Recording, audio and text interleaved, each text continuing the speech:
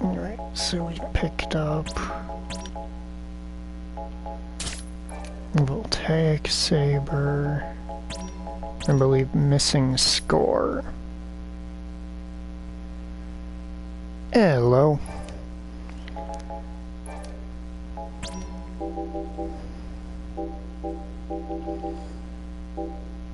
Now, who do I want to use? I'm just grinding this dungeon because some of the chests in it can drop pretty strong gear. So, since you're here, any of these characters that you want to see in action?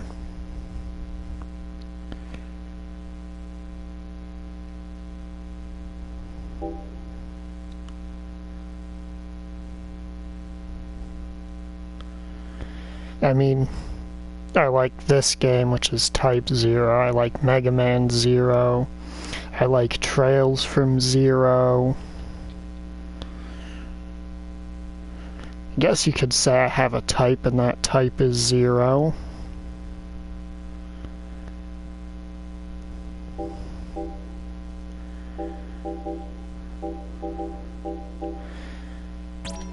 Okay, first things first,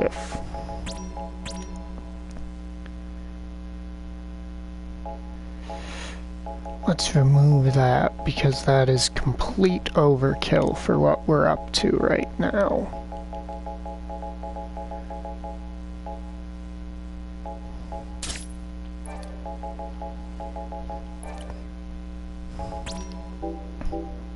Alright.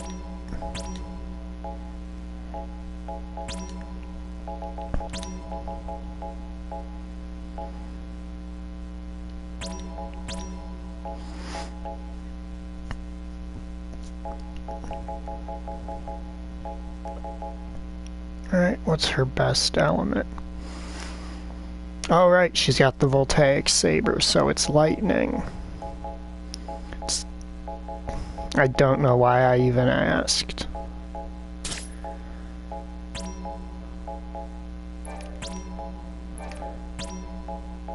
Manosphere, Magic Murder, Divine Judgment.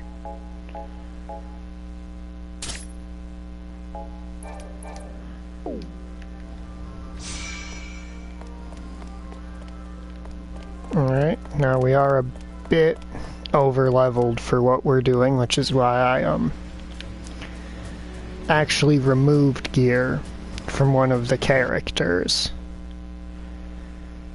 So the item I removed, the SP crystal, is one of the best pieces of gear in the game.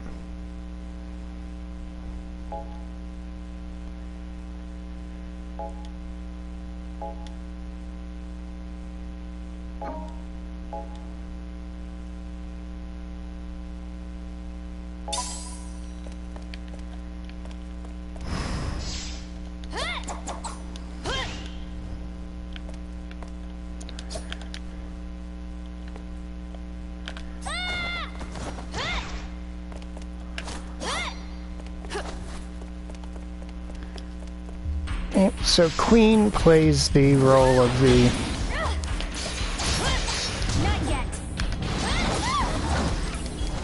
red mage.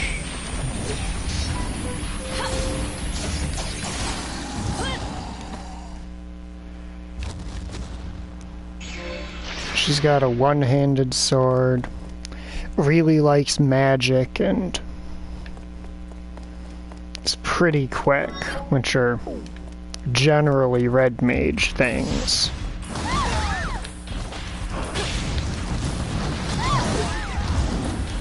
Everyone, here we go.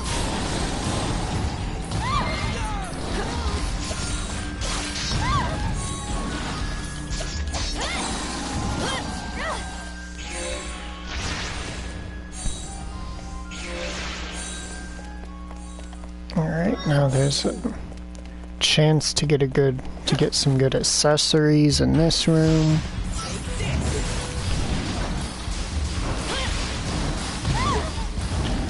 Alright, and that's Ace with his I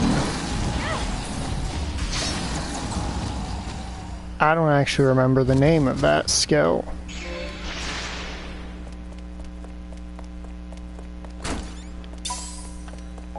crystal ball, that ain't bad.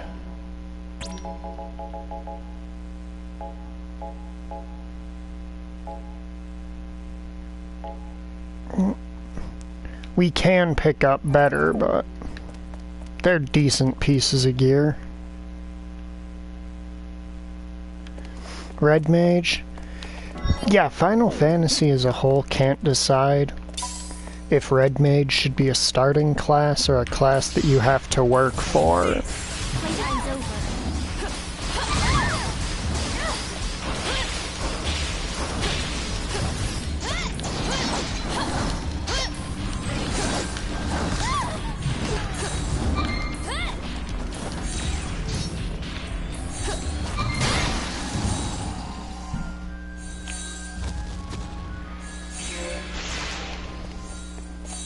Or just generally across the series, they refuse to stick to one style.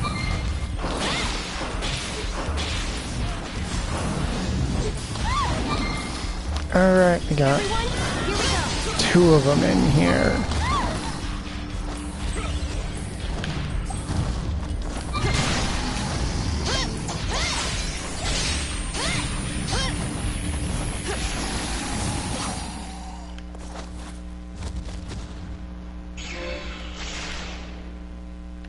Oh, right, and all of the stuff I try to absorb is gonna go flying into the heavens because I have had my game world invaded by Nox Suzaku, or however the fuck you say it.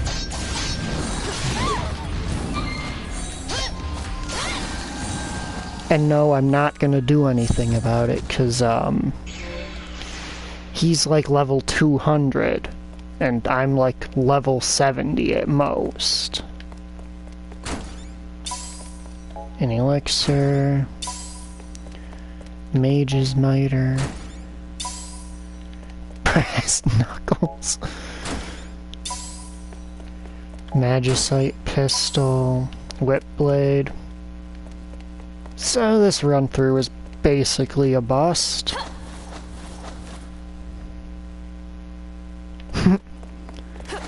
I think the game caps out at level 100 or 99 or 100 for you, so I don't even think that could help. Alright, now keep moving, cause...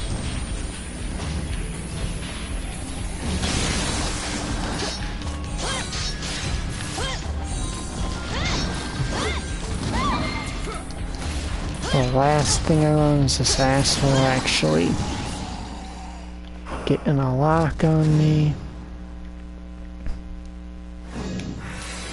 Playtime's over.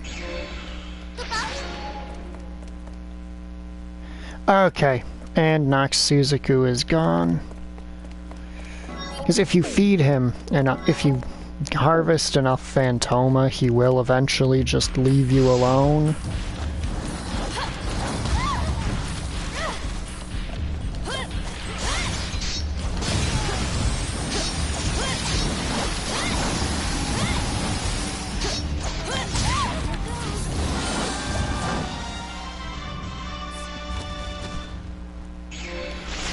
They stopped showing off.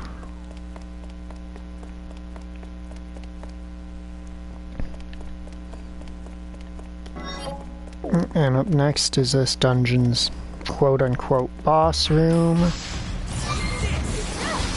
Everyone, here we go.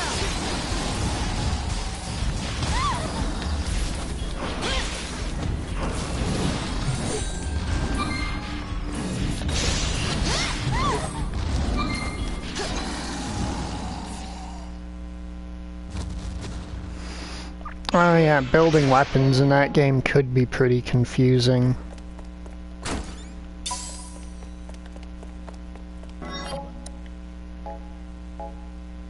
Okay, I've never actually seen...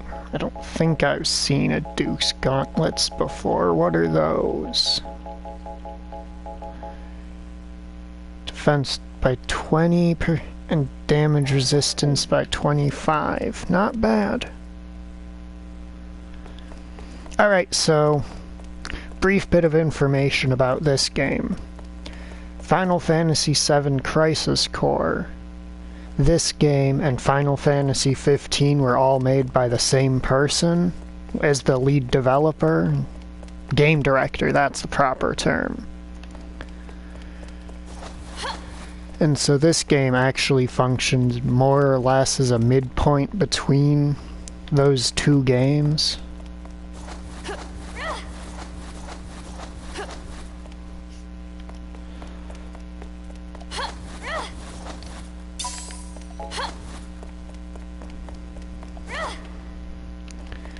So this is slightly less fluid version of a lot of the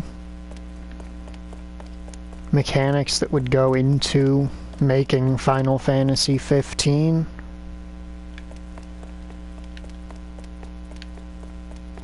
Yeah, a lot of people don't seem to realize that Crisis Core and 15 actually had the same person in charge of them at the end of the day.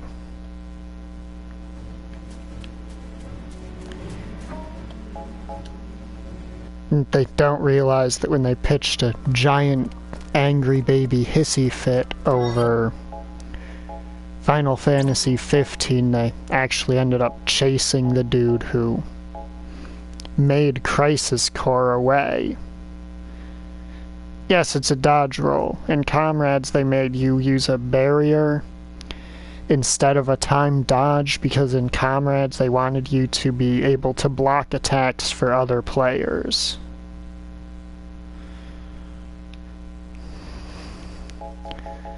Alright, now who am I gonna use? We'll do. We'll use her.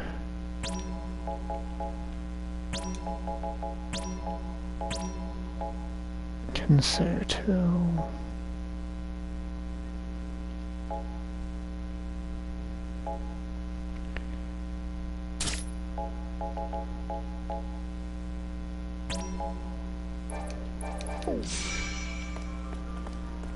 Oh yeah, definitely. Dark Souls ripoff, yep. 100%, how'd you know?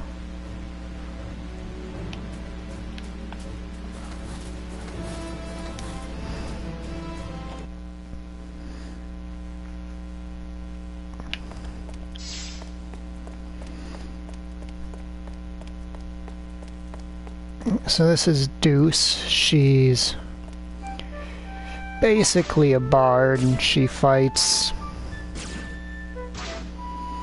kind of how... Well, she's kind of a weird character. Her basic attacks shoot out those orbs that you see just sort of plinking into the ground, because that's what projectiles in this game do when there's nothing to target. Does she have a back attack? Yep, if you input forward and her attack, you get these extremely fast AoE rings around her that do, frankly, more damage than they have any business doing.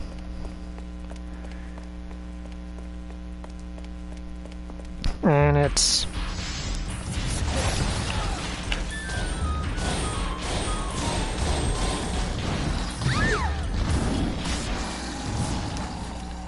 Alright, here goes.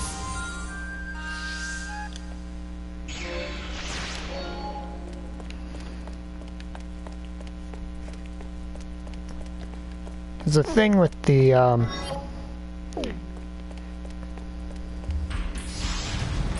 this isn't D&D, we're not going to try to seduce a dragon. Okay, fine. Can we not all focus in on me? Nope, you're incapable of not just both focusing exclusively on me.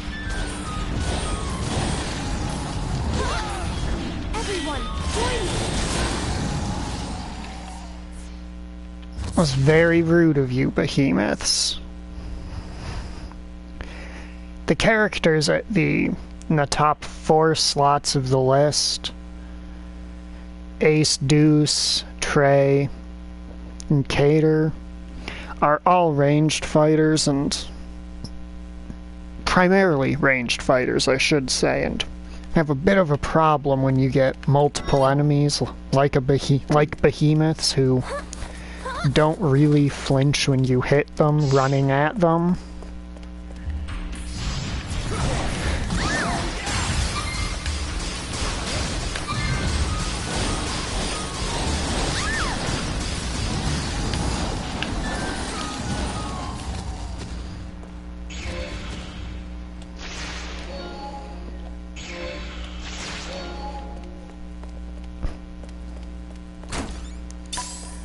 I think with the exception of Trey, well, they each have a way of trying to work with that built into their basic attacks. Whereas with Trey, he basically has to use a special skill slot to actually take care of enemies trying to run in close to beat him up. Okay, I'm just gonna say I trust bards around dragons more than I trust donkeys around dragons.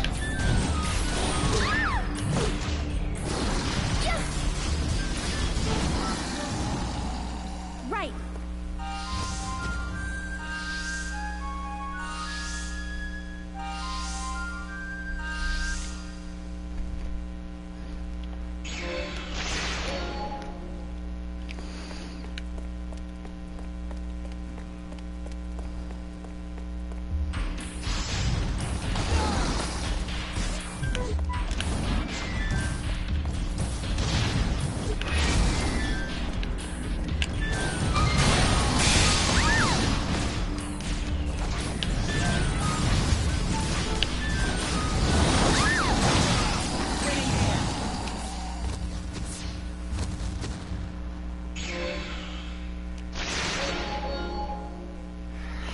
Yes, it is common for people to play extremely horny bards who just try to seduce everything.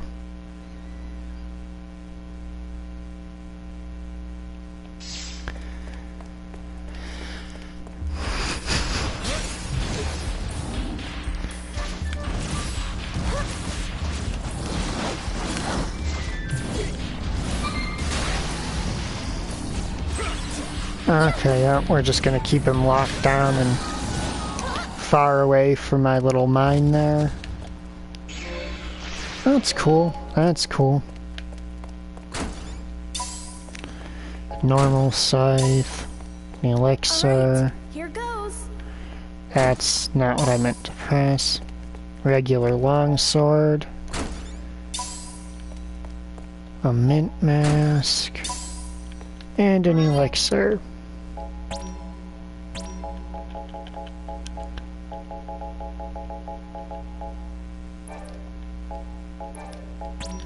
None of those are pieces of kit I'm particularly interested in.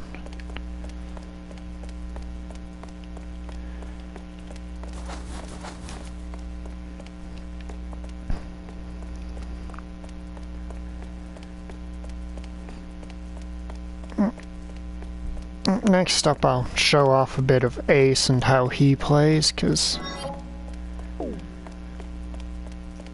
he can be pretty fun later in the game, but early in the game especially, he can be fairly frustrating. Just due to the way that his cards, when you fire them at enemies, they arc around and take very weird paths to them, which can result in him easily whiffing several attacks in a row.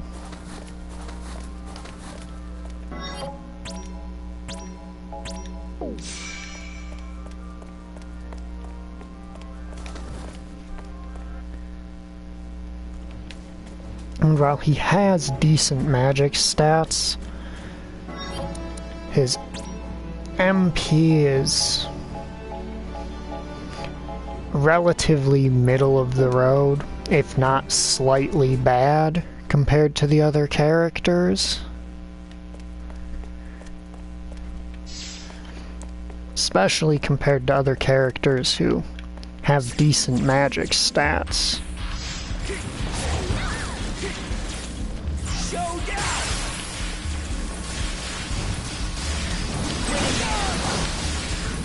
Now trigger that. Now the way I play Ace is as basically a trap master, but he's got effectively one of 3 different play styles open to him. You can use his decent magic stats to build him as a bit of a mage, or using his unique abilities you can build him into either a gambler or some kind of ranger trap master type character. And I choose the trap master type because I find that that's a bit more reliable in terms of damage output.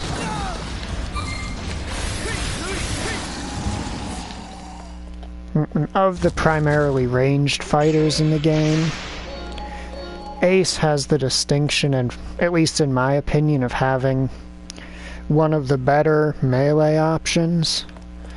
So if you press forward and attack, he performs a quick circle around him up to 3 times that does low damage per hit, but it racks up an absolute shitload of hits.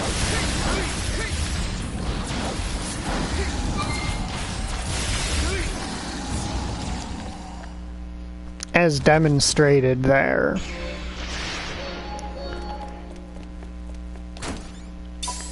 Man basically just turns into a Cuisinart and blends anything that gets too close for comfort.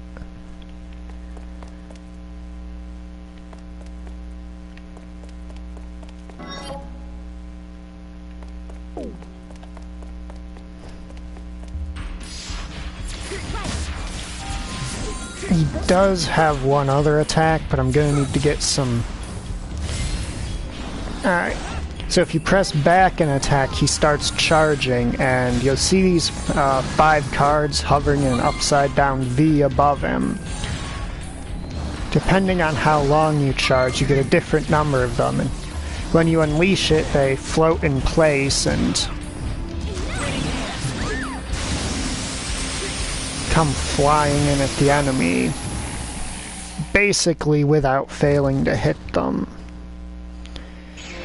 But the trade-off for the extreme safety and pretty much guaranteed hit is that they don't really do much damage.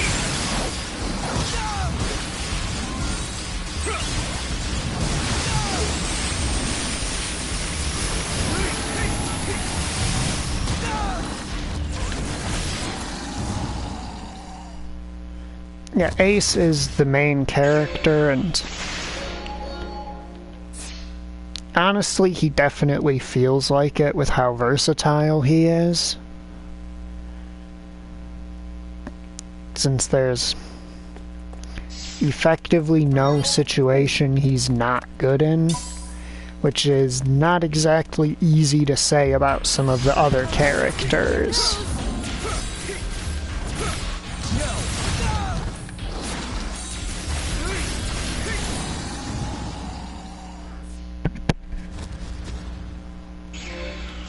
Give me that soul, I mean Phantoma, definitely not souls. Regular scythe, elixir, regular longsword, an elixir, and a pair of snow goggles. I am just not getting very lucky.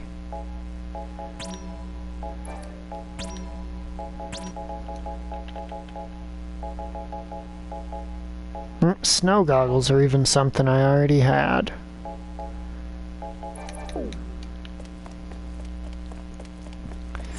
But now since Ace is basically a blender, I will go do the boss room this time. Yeah, I'll go do the boss this time, why not?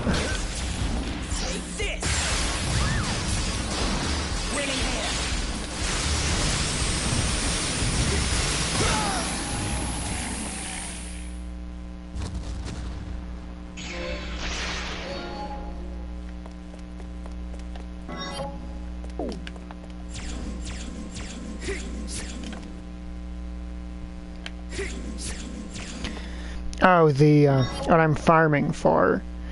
The chests in that red room to my lower left have something like a 12% chance of spawning a very strong weapon in them. Basically the strongest weapons that are not a giant pain in the ass to get.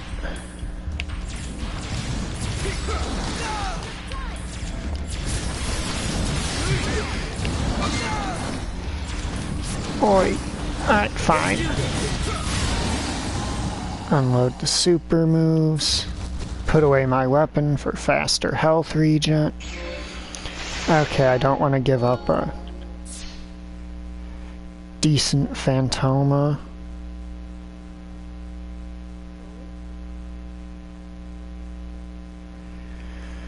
There are a few characters who have that level of versatility. But yeah, basically, Ace is extremely useful in pretty much any situation. And there's a lot of special orders that come in, which are like special requests from base when you're doing certain missions. Well, when you're doing the actual missions of the game.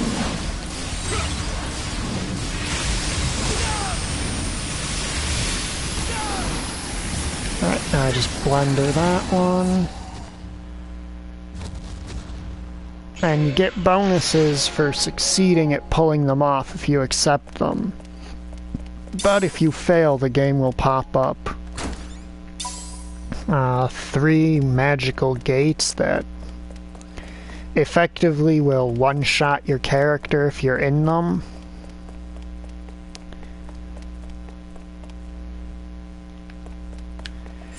And a fair number of those revolve around get this many hits on enemies in a certain amount of seconds. And there's nobody better at racking up a ridiculous amount of hits on enemies in mere moments than Ace.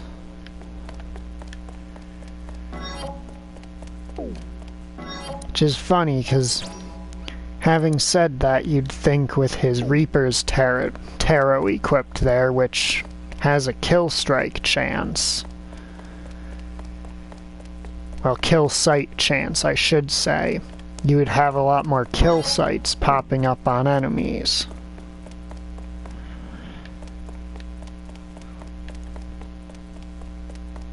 But no, just not getting the luck with that.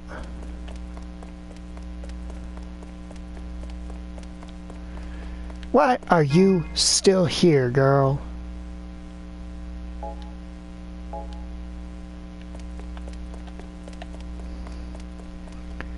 So that girl just sort of shows up outside of every dungeon with her boyfriend somehow turned into a toad.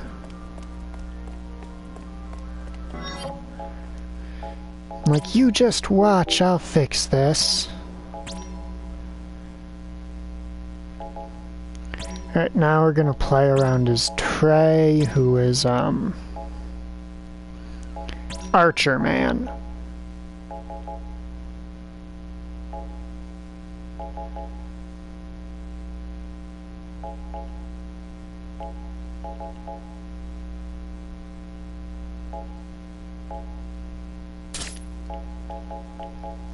Basically, what he likes to do is... Oh, I'll demonstrate, but since he's an archer, as with most games, he's built around... For some reason, video games think that a shot gets stronger the longer you wait to fire it. also, as he holds his arrow, the charge level of it increases.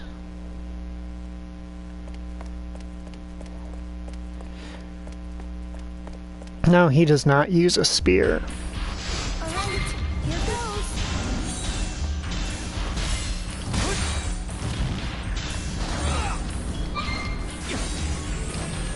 Now, pop the raining arrows. Pop a firewall. Hope that keeps him back. I don't particularly like playing as Trey because there's another character who charges up their gunshots. Or who charges up their attacks, but as opposed to how Trey does it, where you've gotta sort of awkwardly disengage from the enemy as long as possible while doing it.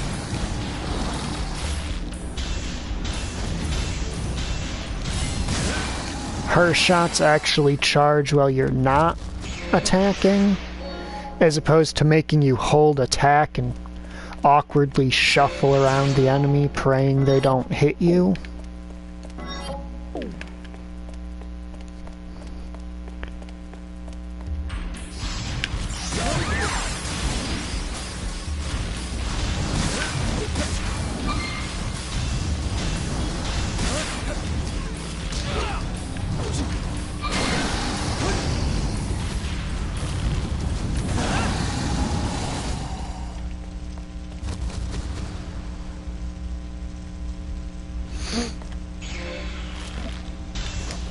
Oh. And it did not even occur to me that he would be capable of dodging while charging, due to the fact that it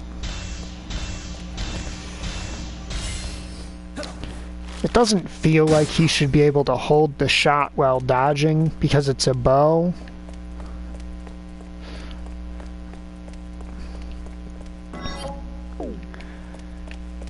But yeah, effectively his whole game plan is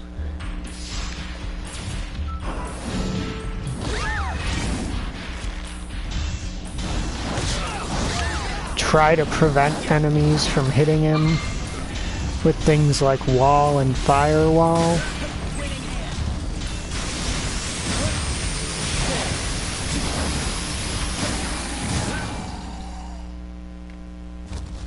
He's good for when you need to do a shitload of damage in a single hit, but other than that, he shouldn't leave the bench.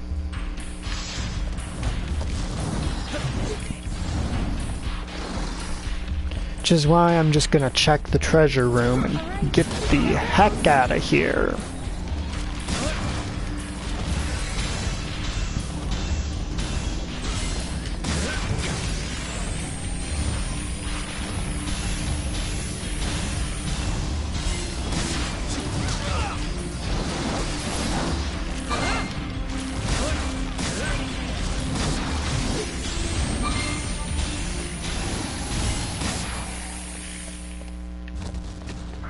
Now we check the treasure chests. Alright, it wants me to harvest him before it'll target them by default. Conqueror, that sounds like a high tier weapon. Platinum gloves is a solid armor. We'll take Saber is Queen's weapon. I already have. Missing score is... Alright, I think I got one new weapon out of that.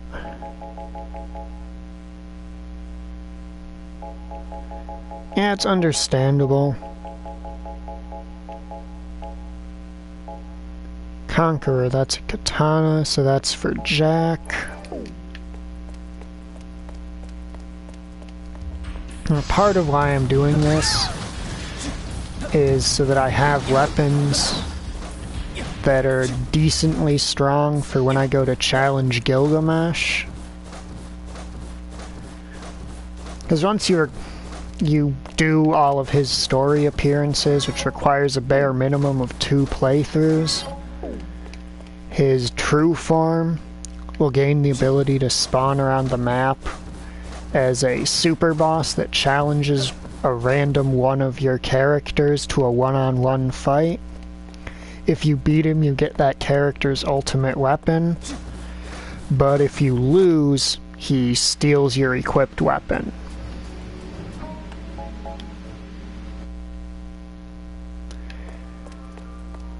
So I want to have strong weapons that I can go replace if I lose them.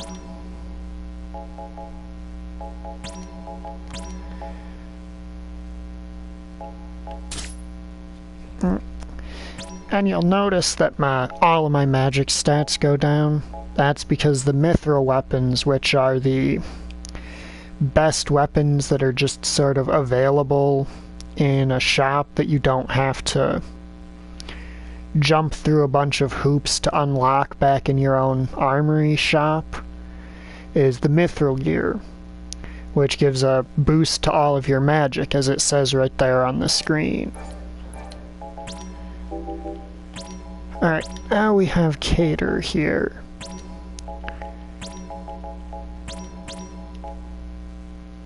Landmine, still...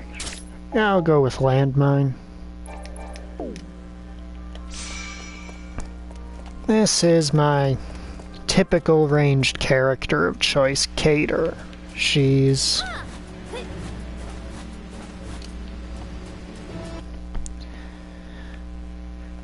got a Magicite or Magitech pistol. When she's not attacking, it charges up.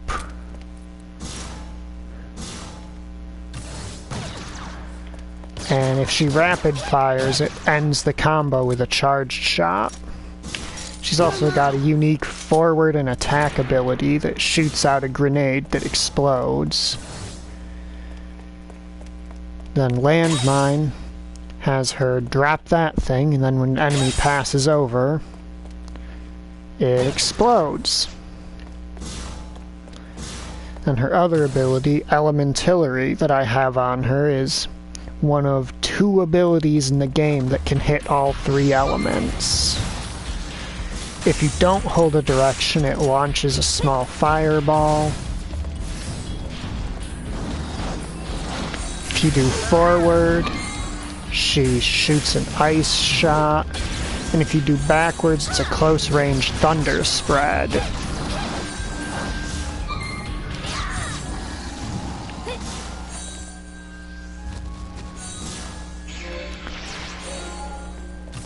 She's also, in terms of movement, either the fastest or the second fastest character in the game. Okay then. Gotcha. Okay then.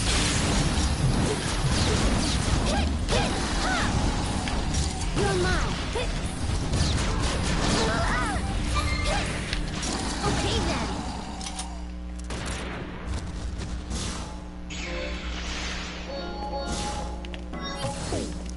She's also got a very quick dodge.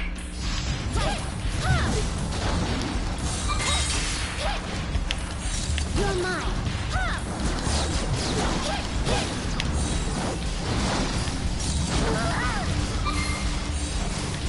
Okay then.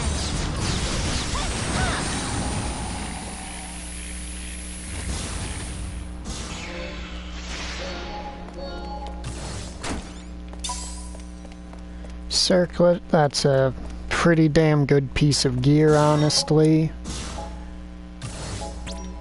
I think it's one of the better pieces that money can buy, but don't quote me on that. Yeah, that's actually one of the best pieces of gear that money can buy.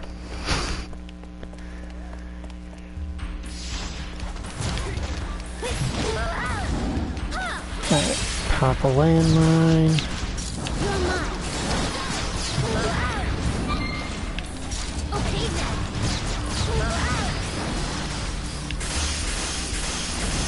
No, not gonna freeze it. Alright.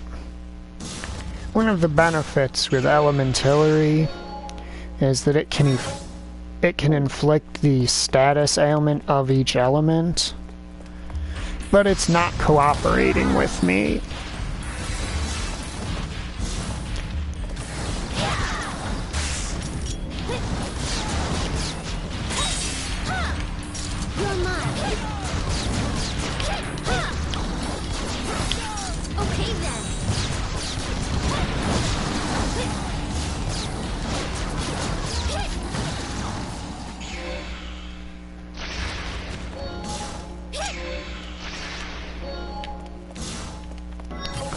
And then next up I'd be controlling after this is Sync, who is... well...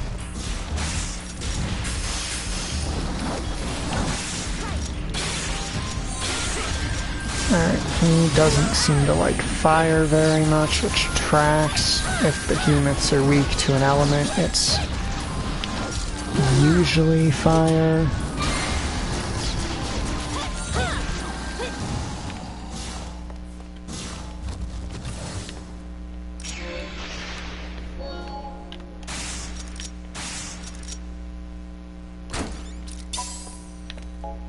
Elixir, an elixir. Girl, we're targeting the chests. God hands, that's for 8. Voltaic flute is for deuce. And red beret is another high tier item that you can get from the shops.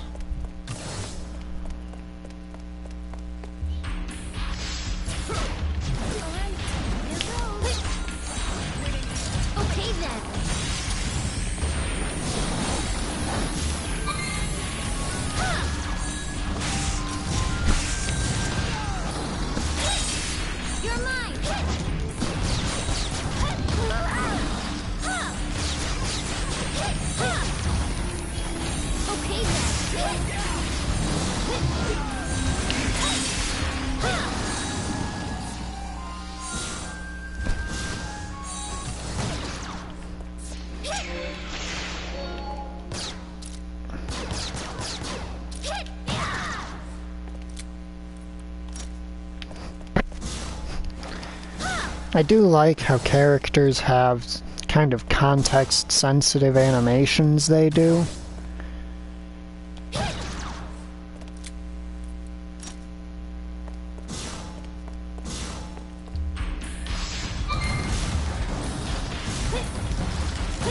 Alright, first we drop this regular behemoth.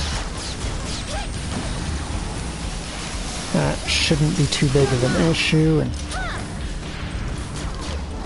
well, that went pretty smoothly.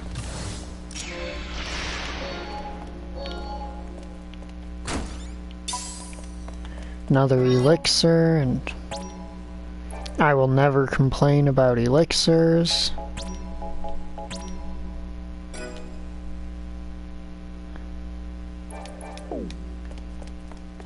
Because the final dungeon in this game is quite long and disables your natural health regen.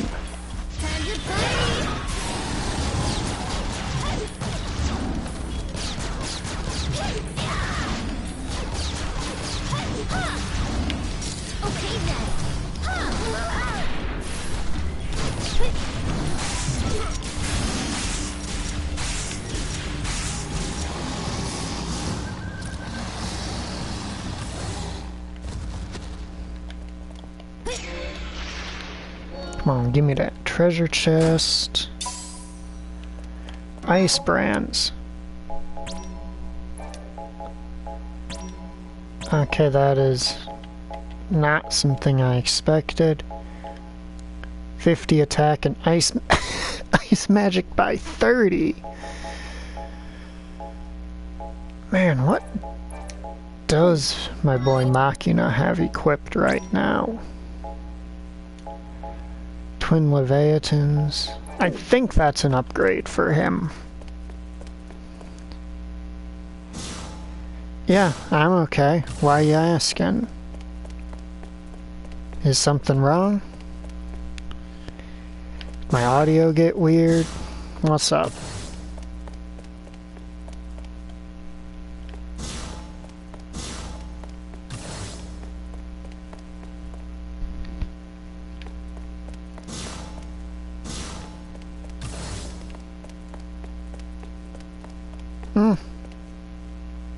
That's weird since I'm just sitting here streaming a game. So that did just remind me of a stand-up comedian talking about how he goes on long shouting rants during his act, and one of these days he's just going to, just gonna stroke out on stage, have a heart attack.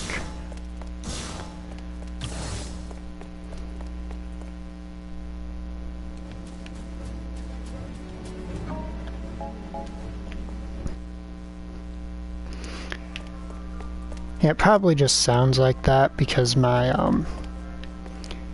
nose has never, well, I can't say has never, but since I was in like my preteens, just hasn't really been up to nosing. So I'm more or less a mouth breather, which can make breathing while I'm talking a little bit more complicated.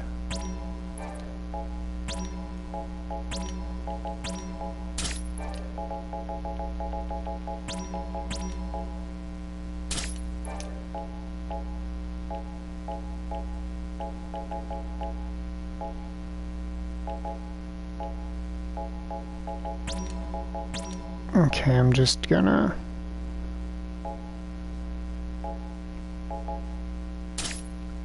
skip her up to the defenders. Just make sure I didn't miss anything for these others.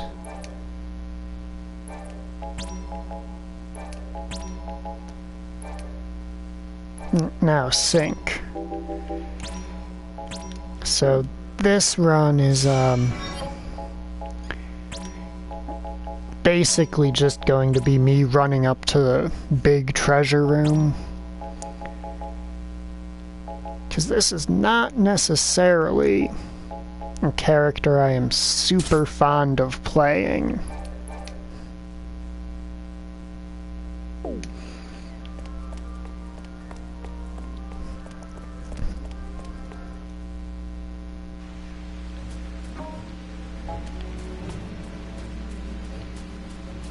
Yeah, my nose is, just more or less, can't say perpetually, but almost perpetually stuffy. Alright, now to talk about Sync here. She got the big hammer.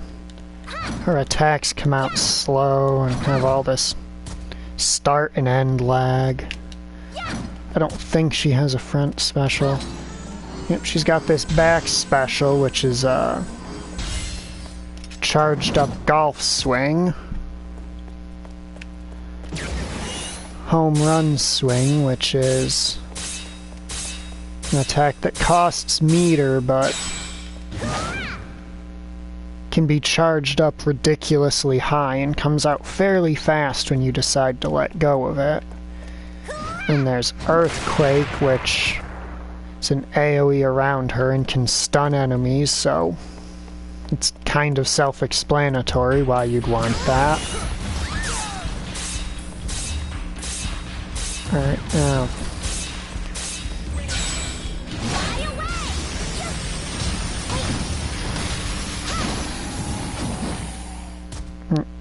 She is a character who I feel suffers diminishing returns as your levels get higher.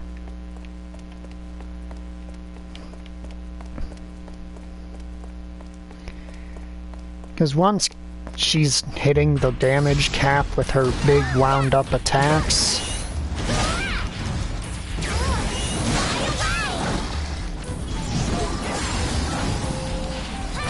then it kind of becomes a moot point to actually, you know, how high her damage is when she fully charges them becomes basically irrelevant.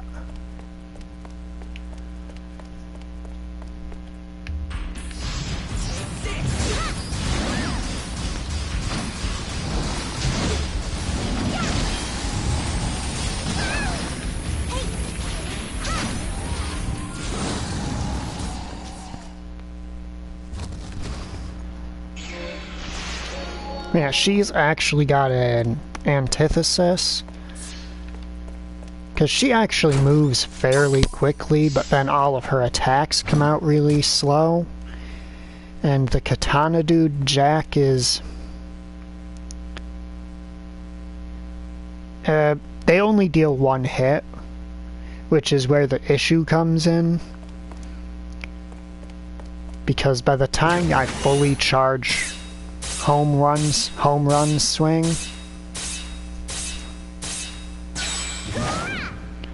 it takes several times longer to charge, but I could probably swing it at level 2 and hit so close to the same damage that it just doesn't matter. Because she doesn't have built-in break damage limit on that move.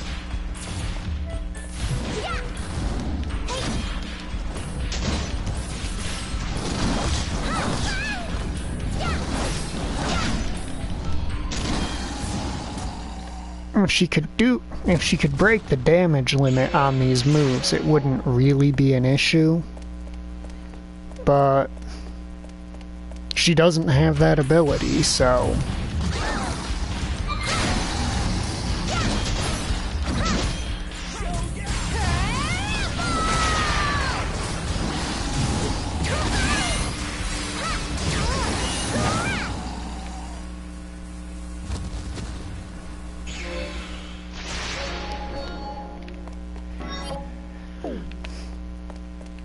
even then, the fact that her attack power is high enough that she routinely hits for straight 9s even during normal attacks, it kind of renders the charged up moves not super worthwhile. The main thing I keep it around for is for kill sites and break sites, because it comes out way faster than her actual normal attacks do once it gets around to swinging.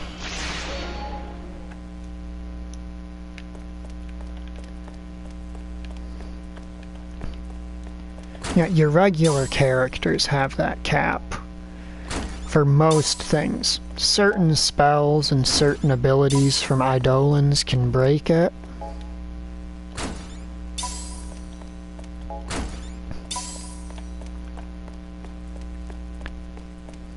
After this is Cease, who is, well, as far as melee characters go, she's my main one, and it's not gonna be too difficult to tell why.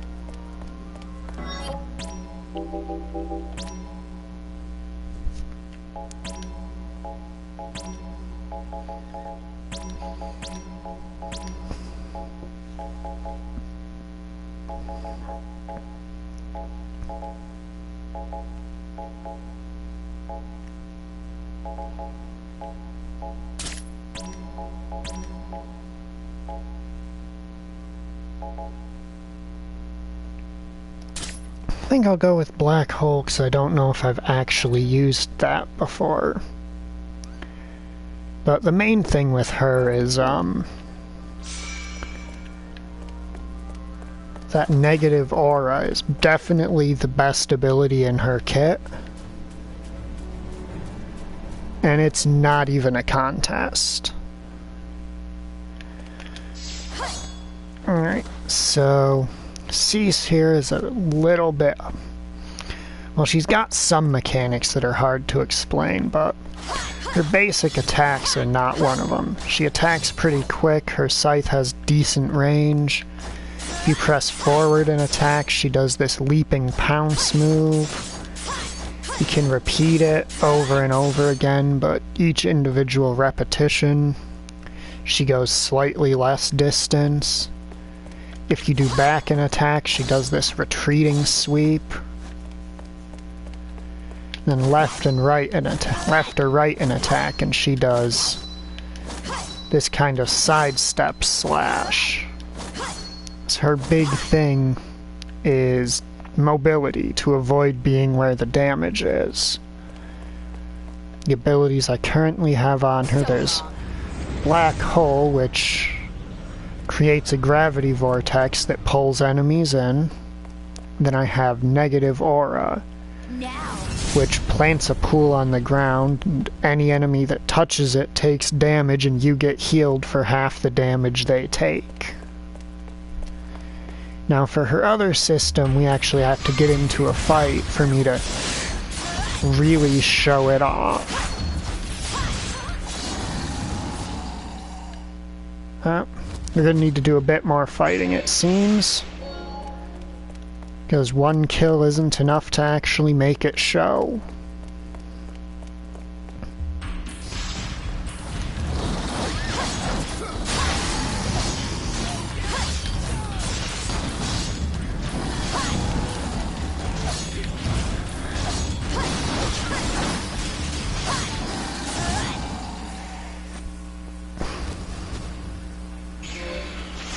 Is this going to be one of those things where I don't actually get it to show on her?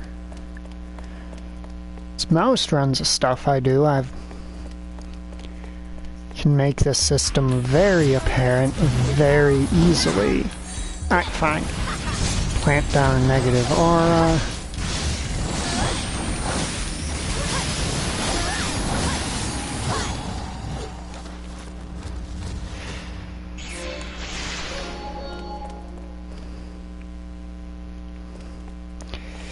No, it's not that. It's that when she kills enemies, she gains a hidden resource from them that makes her attacks stronger and augments certain skills.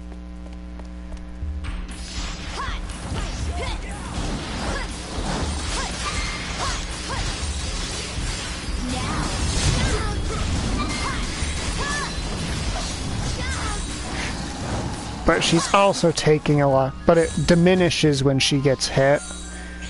And behemoths tend to inflict a lot of incidental damage while they're doing other things.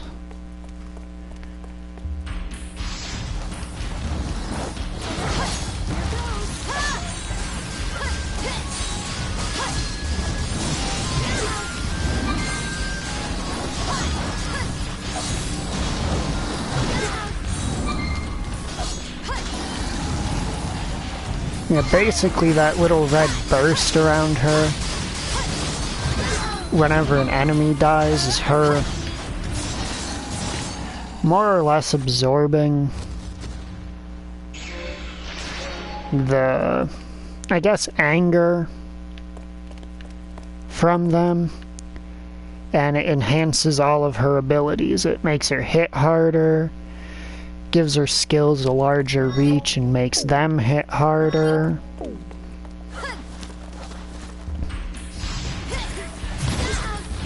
In a dungeon where we're not exclusively fighting fucking behemoths,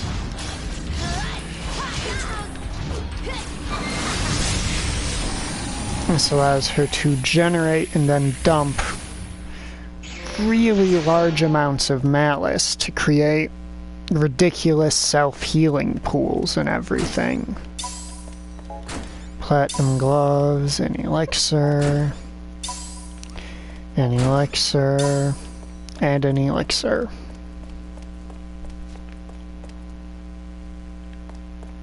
Yes, she's very good in large groups of trash mobs, which is kind of the point of her in 7, is that they are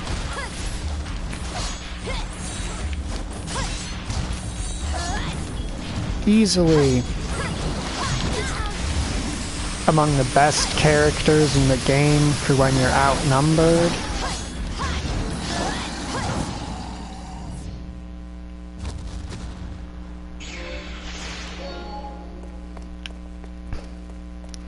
For her, it's because she snowballs with every enemy she kills and is very good at moving around the battlefield to navigate between enemies. And after I do a couple attacks as 7, you'll see very easily what 7 brings to the table in that regard.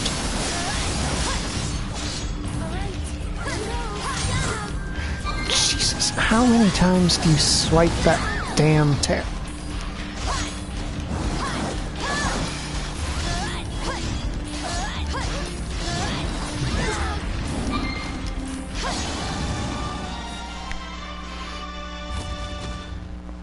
The one kind of move I really don't like with large enemies is the tail sweep.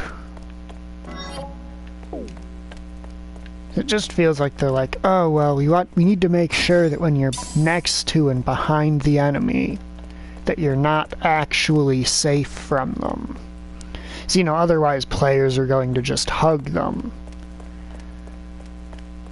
And so virtually every game developer comes to the same conclusion of give it a long tail and make it sweep its tail back and forth a bunch of times.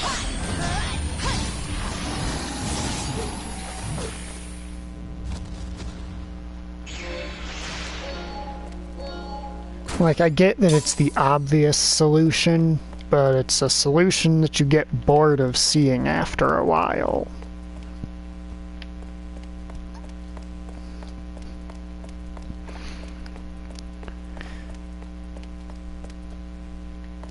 But I get it, these are not Final Fantasy XIII behemoths, so you're pretty dang limited in the attacks you can give them,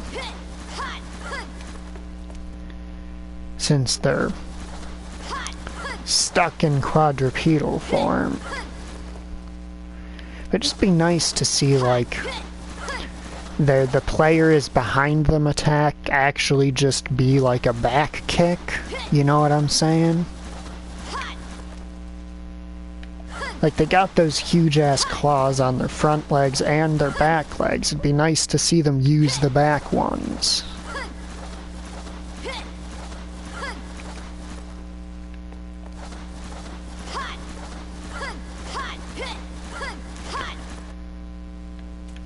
Like, I think that's what some of the bosses in Phantasy Star Online 2 do. The lion wolf looking ones, if you get behind them, they actually kick back at you. Now we've got 7.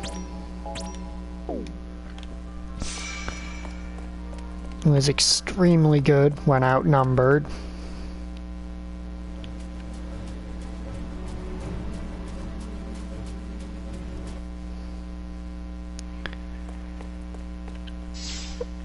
Which, as you can see, she's got this little dinky sword thing. She's real good at using it. Now, the range is decent on her normal attacks. If you do her forward specials, she does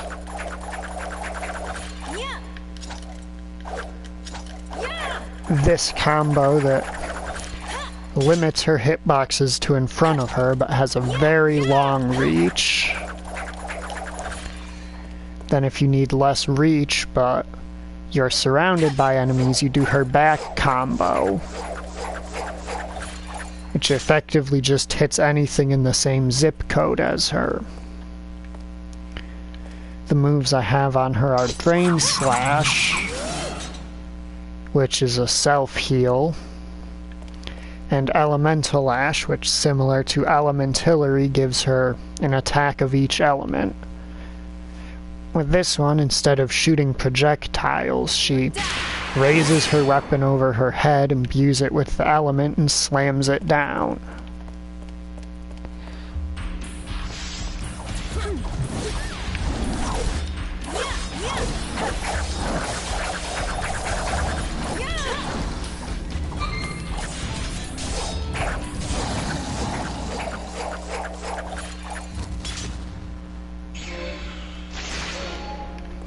yes, she is basically an Ivy reference, given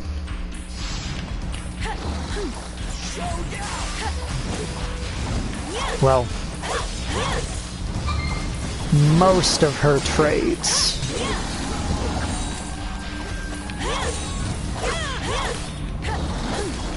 I need to back out.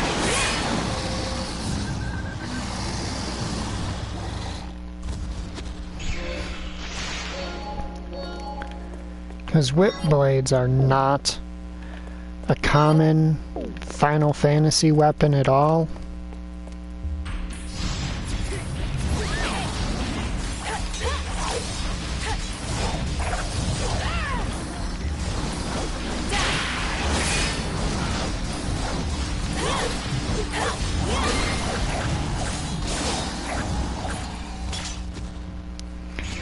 Yeah. And whereas Cease deals with crowds by effectively weaving through them and taking them out one after another, 7 is much more prone to plant her feet in one spot and just, you know, use whichever one of her ridiculous field covering moves is the appropriate move to hit all the enemies.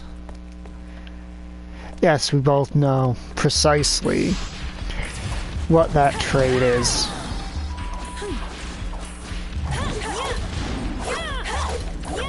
Oh wow, it's still too far. Stop running away!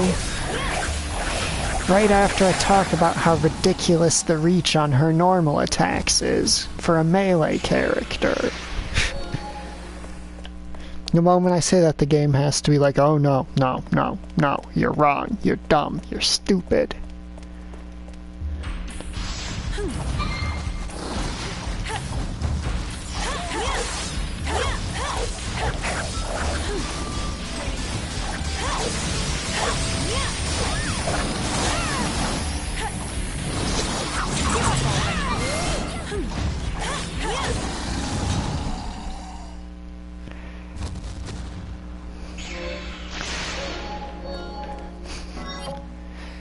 Oh, the PS4 controller, I think it might have a microphone in it for all we know. I know it has a speaker in it that certain games just don't let you turn off.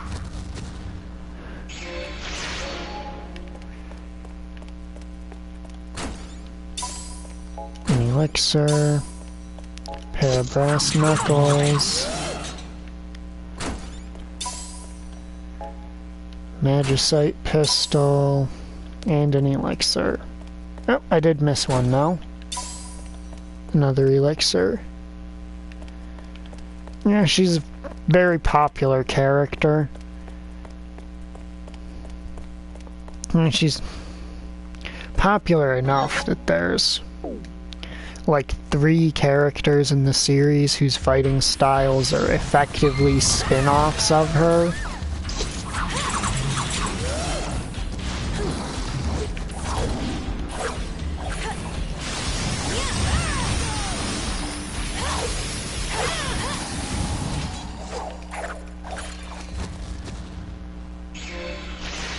As you've got Cassandra, regular Patroclus, and Pyrrha from 5.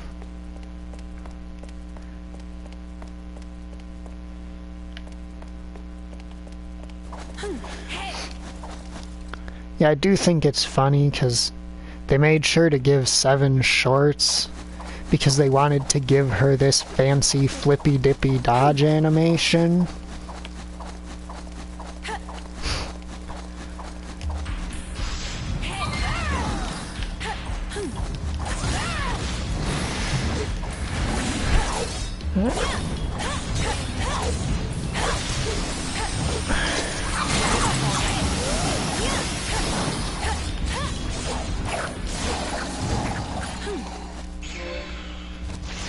Oh, that should be an ivory phantoma. You go to drain from an enemy and, four little white quarter circles appear. That usually means what you have there is an extremely valuable type of Phantoma. Yeah! Let's do it!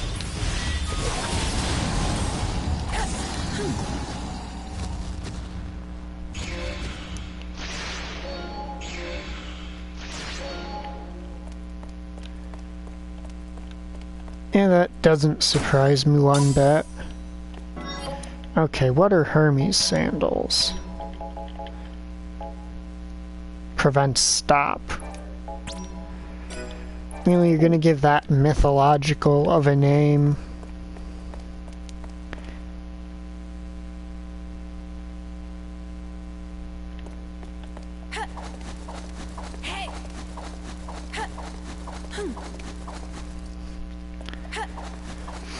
I think because it's more or less just a socially acceptable way of saying, hey, I'm gonna share a piece of information.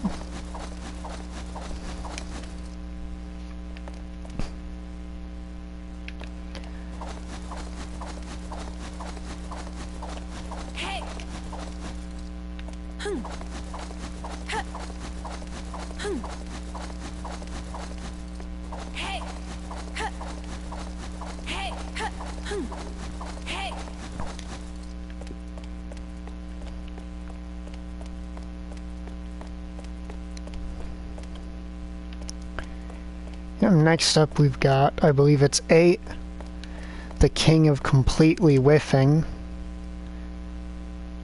Not because his attacks are,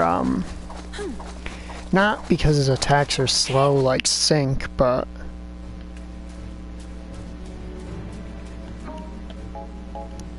hey, pro tip.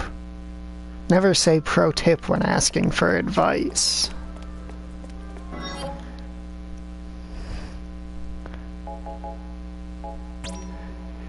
What if it's something that you do professionally? Then are you allowed to say pro tip, since you are a professional? Alright, he has God Hands available.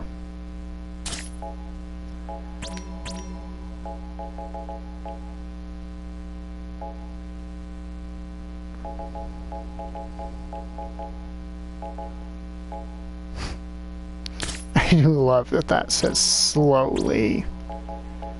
There's nothing slowly about it. Wait, let me check in promotion and make sure that's actually the move I'm thinking of.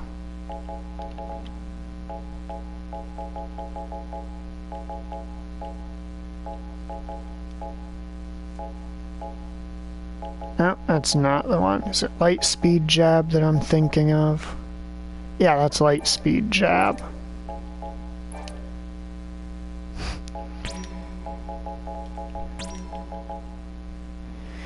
Also, pro tip is generally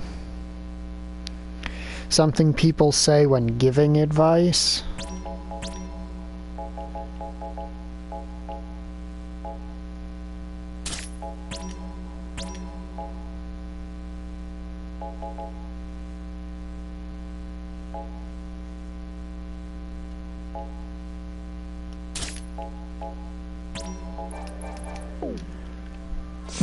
Now, 8, his main issue is that he fights with his fists.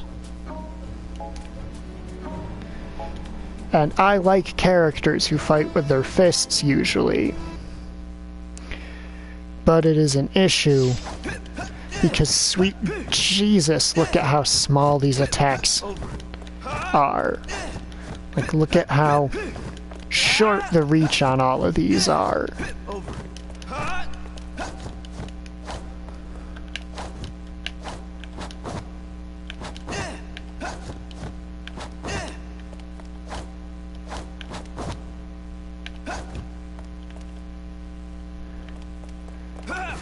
Like, yeah, his attacks come out quick as hell, but...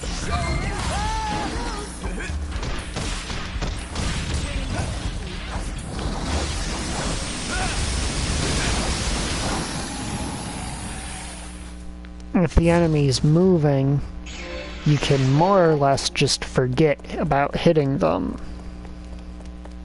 Just end of story. Oh yeah, he is, in order to make him swing as fast as they wanted him to, it's pretty clear they had to, skip some frames of animation.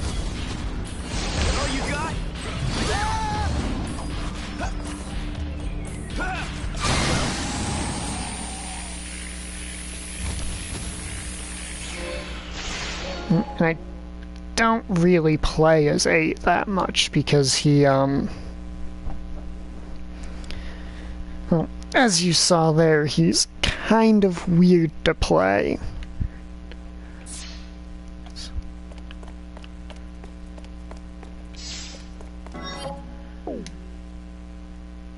And we are just eating their souls, and we can dodge roll.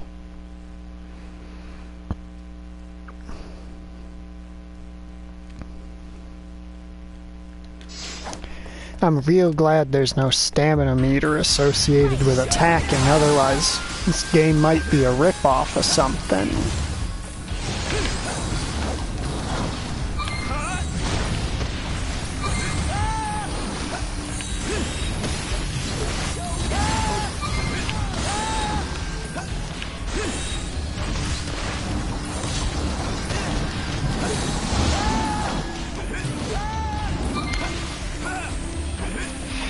Alright. Hadouken! Hadouken! Hadouken! Hadouken!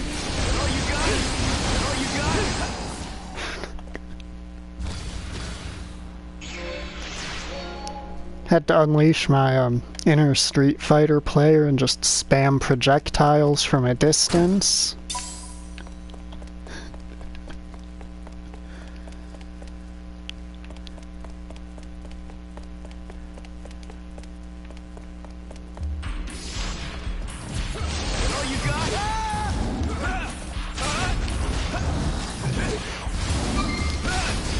I like how Lightspeed Jab specifically mentions that it doesn't do much damage.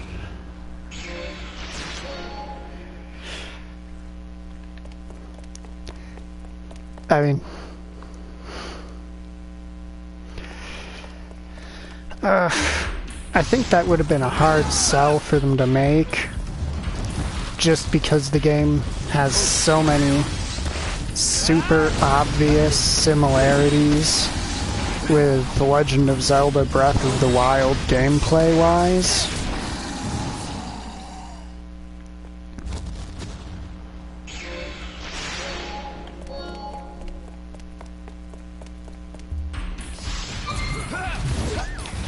Yeah, now, part of 8's gimmick is that these stance abilities that he has don't actually consume your special attack meter.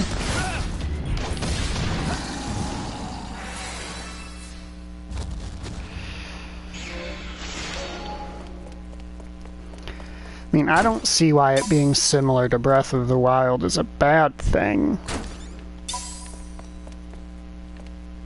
Especially in a game that you can do multiplayer with your friends in.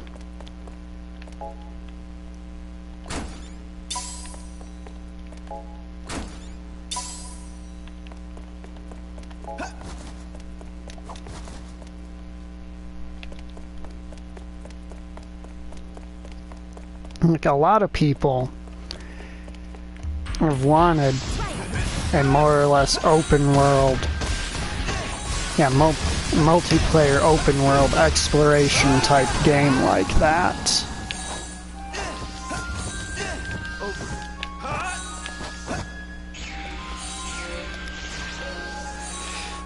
Okay, Deuce, stop playing healing him. None of us are damaged.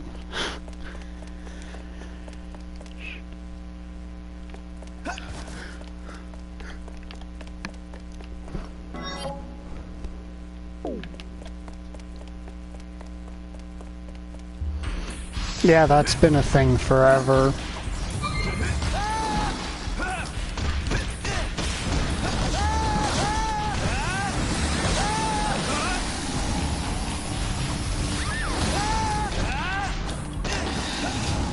So wait, when I get hit, I just get to counterattack with a Shoryuken? Is that what I'm seeing here?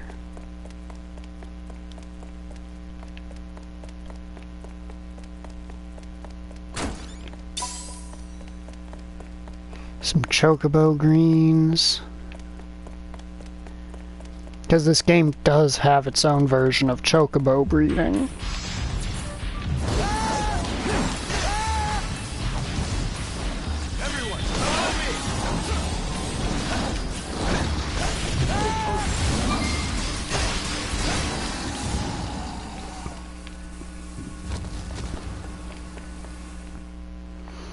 That's not one of the chests that restocked here.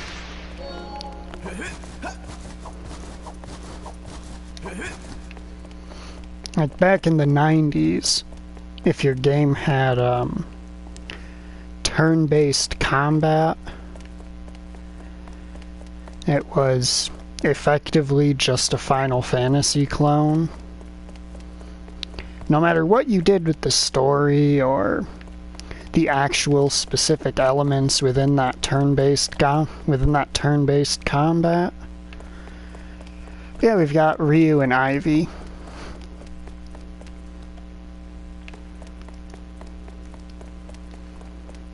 You know, just as most games that have a brawler have Ryu, because a guy more or less set the standard for what a brawler moveset would be in most games. That makes any kind of sense.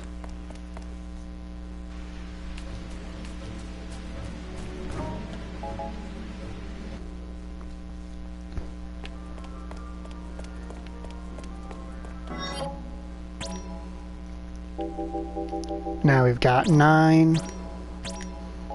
9 is our Dragoon.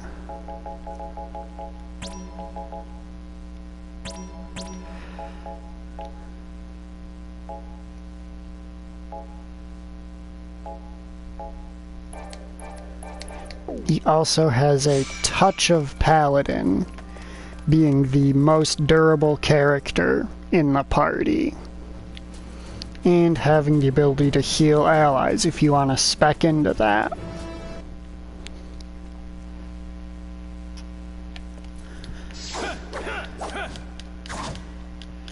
Now the moves I have on him are Laser Lance, which is fairly inflexible but extremely strong frontal attack, and Jump,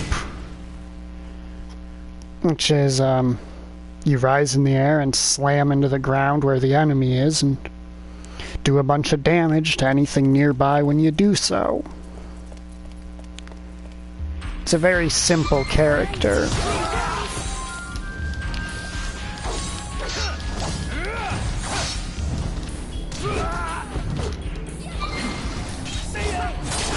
Jump, touchdown, and alright, I did go over his normal attacks. So he's just got a series of thrusts if you just hold forward, or if you just attack. If you hold forward and attack, he does the Rockstar Slide with the Spear Twirl. And if you hold backwards, he does a Spear Twirl and turns around.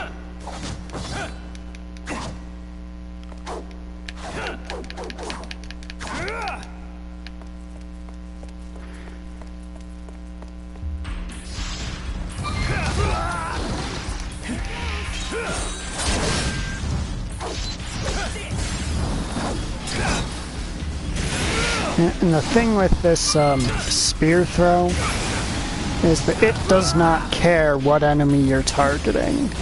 It throws directly in front of 9 no matter what.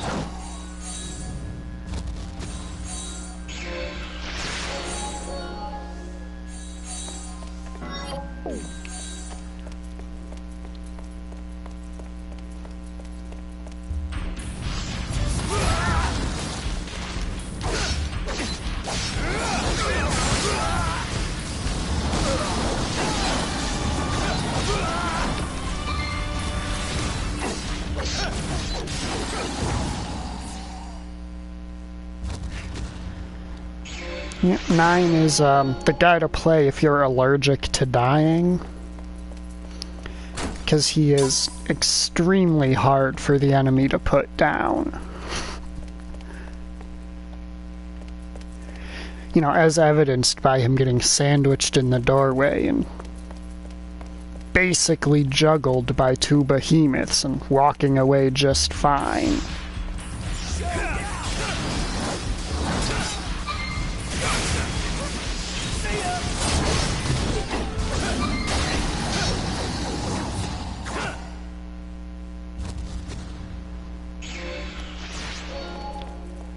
Yep. I think he's got the highest hit points and I don't remember if it's the highest or second highest defense.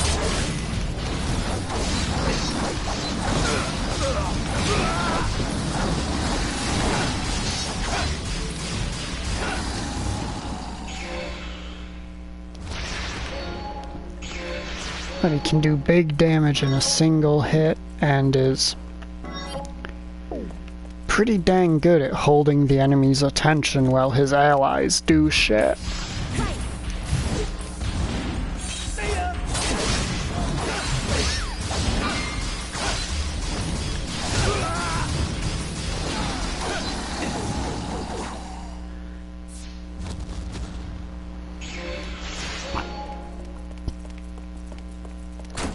Yeah, especially if you give him his healing ability, he becomes basically the perfect tank.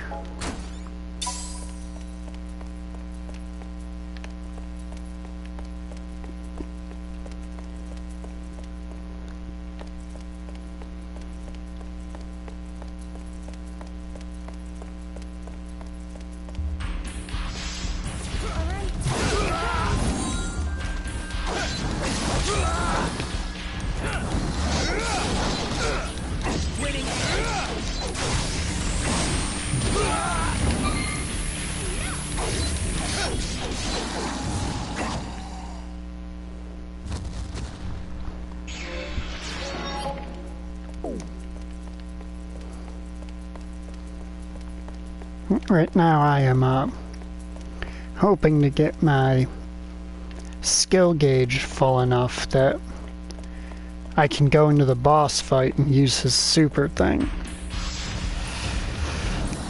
I haven't actually fought the super bosses in this game yet, because the game itself is tough as nails by default.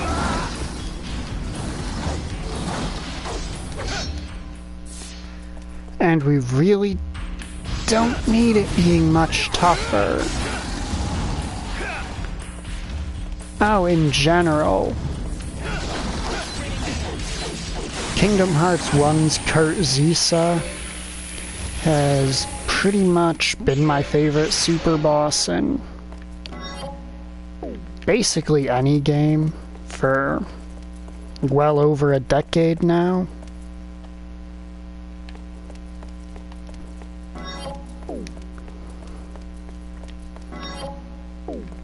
I can check that chest on my way out.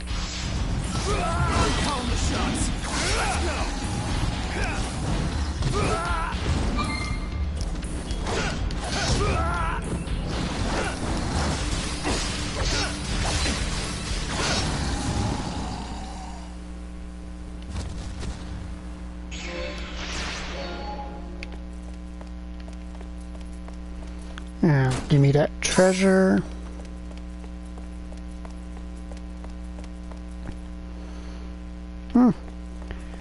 Yeah, I would be mindful of who you say that around, because a lot of people on the internet see them as fighting words. Super shot STs, that's definitely for King.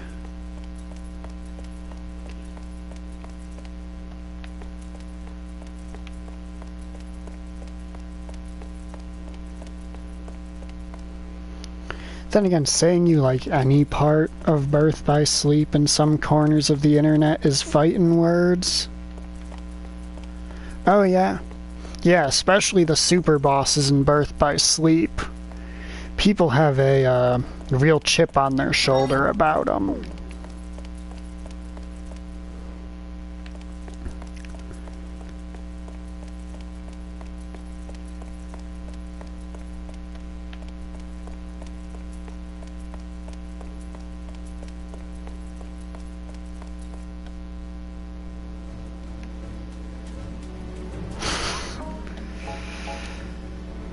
I mean, to be fair,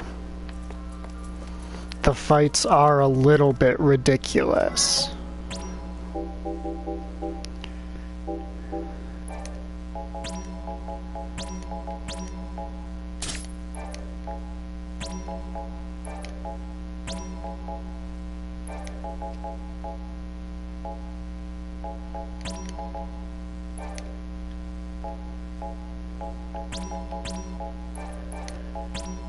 Like, I'm not out to just go, "You're wrong," bleh, at people.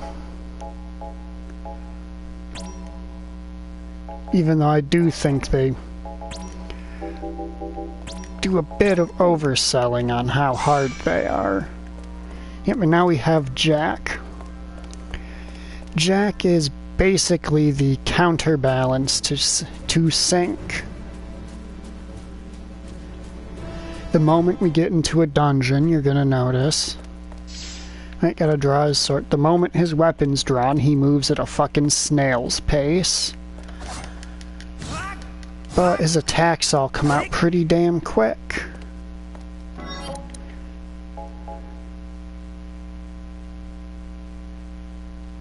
Oh yeah.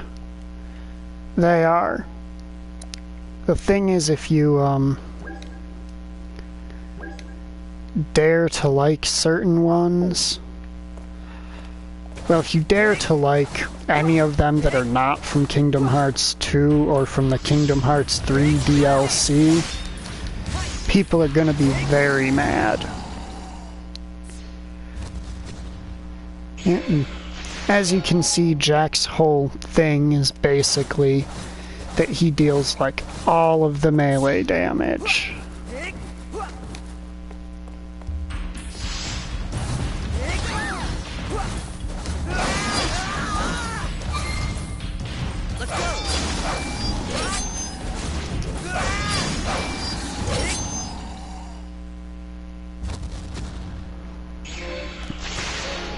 The moment he puts his attention on something, it basically dies.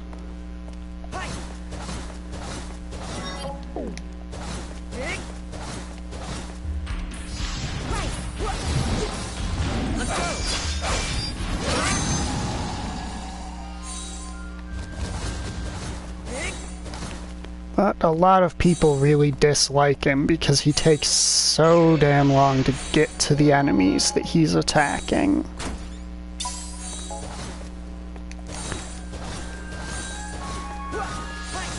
Which for me, I get around by just holding guard. So the moves I have on him are Lightning Flash, which is just a combo move, and Tranquility, which you parry an enemy's attack and then counter it.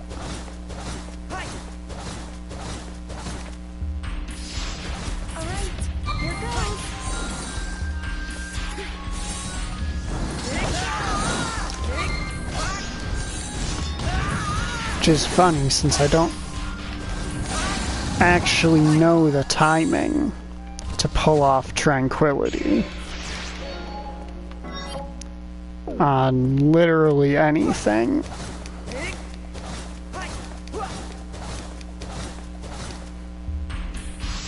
But yeah, Jack is just sort of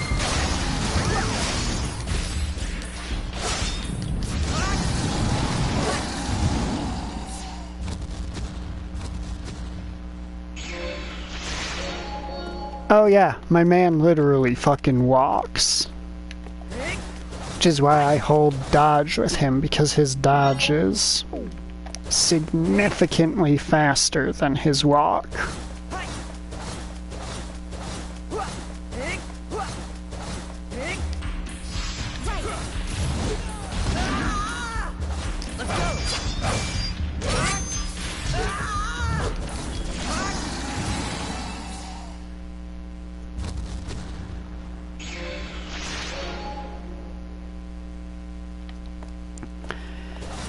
Now, the thought process was probably something along the lines of, how do we balance out the fact that this guy hits straight 9s for basically just breathing in the enemy's direction?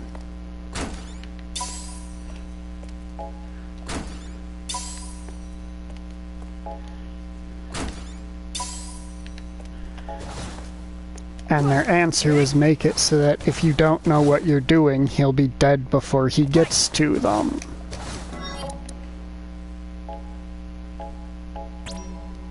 Because yeah, while he's got more bulk than, you know, your ranged fighters, when you get into melee fighters, his HP is nothing special.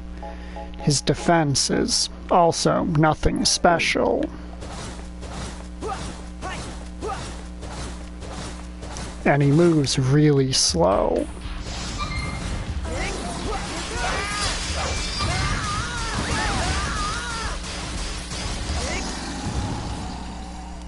And a lot of people genuinely hate playing as him as a result of his weaknesses. Yep. Though if you sheath his sword, his movement speed does increase significantly.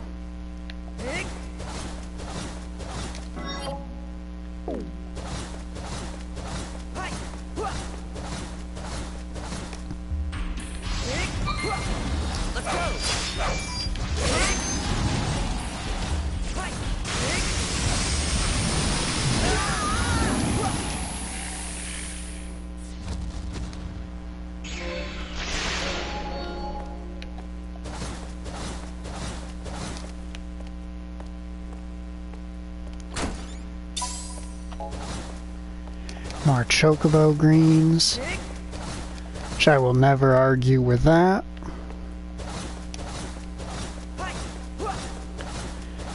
Because I do want to get into breeding chocobos. The issue is I've hit the end of the regular chocobo line and have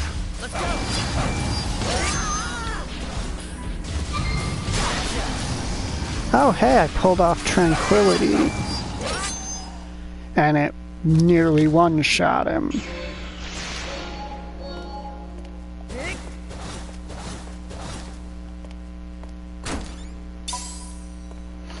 Alright, now I'm going to switch characters for the getting out of here part. Ace is a solid choice because his dodge moves you fairly quickly. Which is another thing I didn't really talk about, but each character's dodge does have slightly different properties. With Ace basically having the best dodge in the game, you might be able to tell from the fact that he's barely on the screen.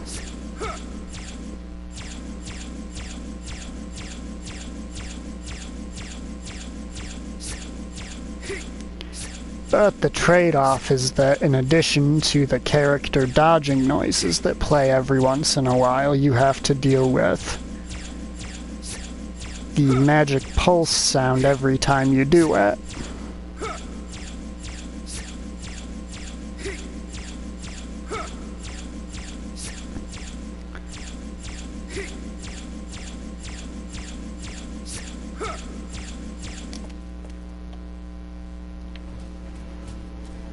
And we have Queen, who you asked, who when I asked who to show off first, you picked, so I don't need to show her off again. So I guess I can. Just swap around what she's playing with here.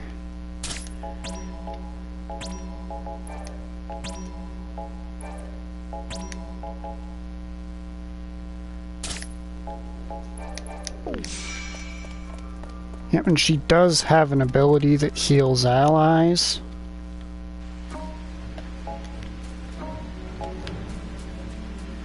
But I don't generally use it.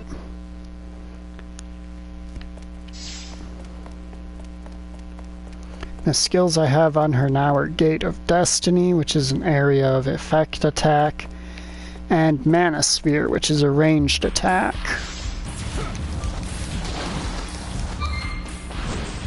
Perish! Demon Purge!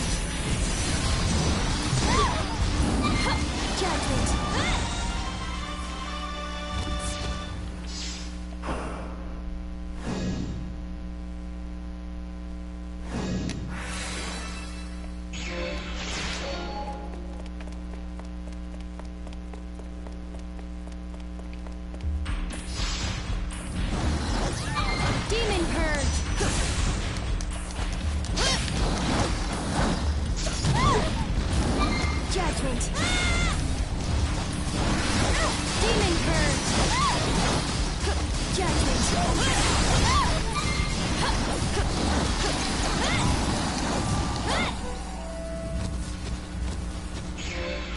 Well, the unfortunate thing with Queen is that her combat style doesn't really match up super well against behemoths.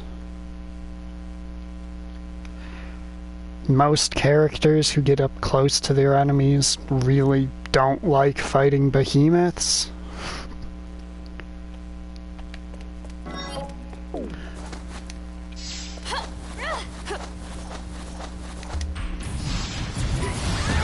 Demon Purge! Judgment! Judgment!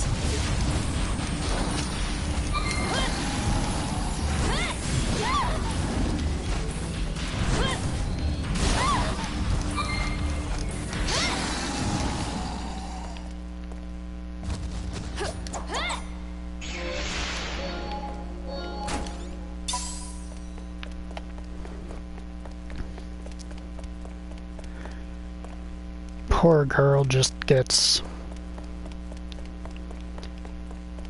basically thrown around by them, unfortunately.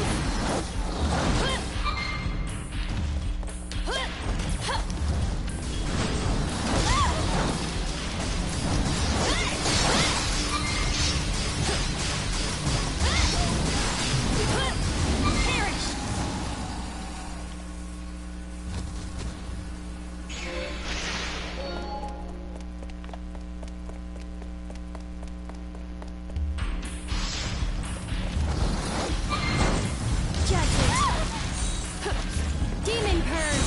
Showdown! Judgment!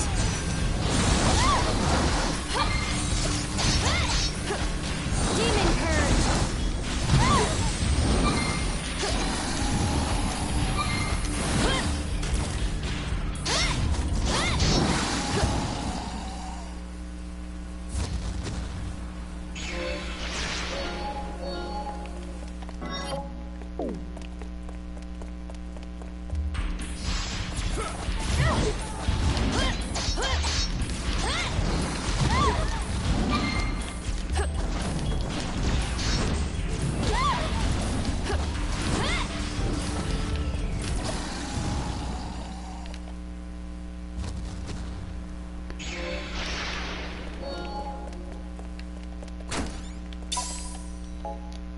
Deck of playing cards.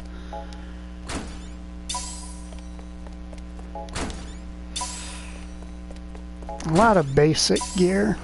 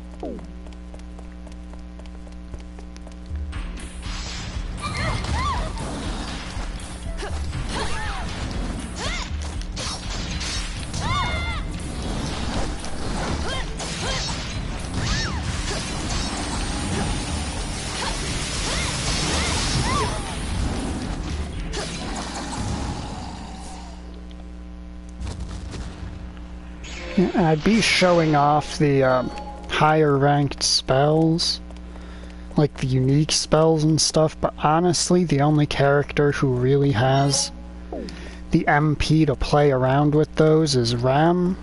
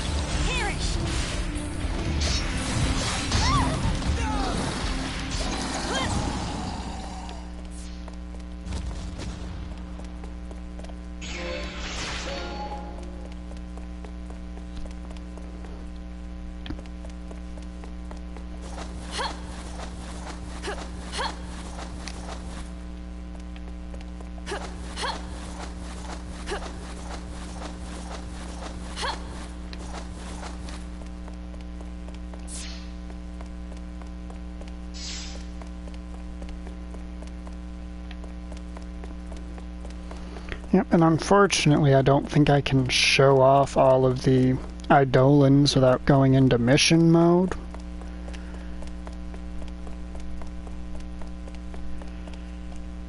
Unless the game gave me the... because I don't think the game lets you use Eidolons in roaming mode, which is what we're in, doing all of this.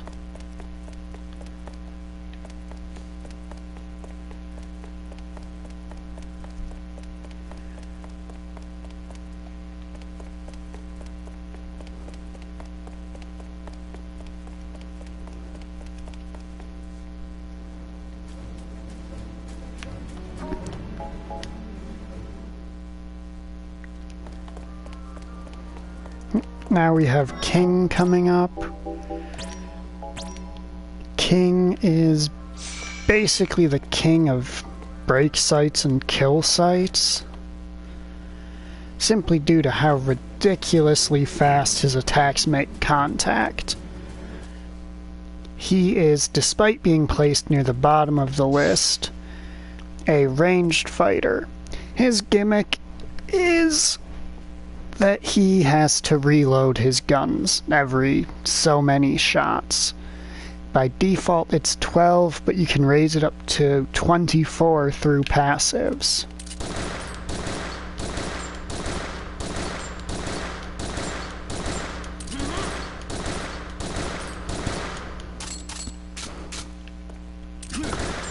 However, if you press back and attack, you can reload at any time.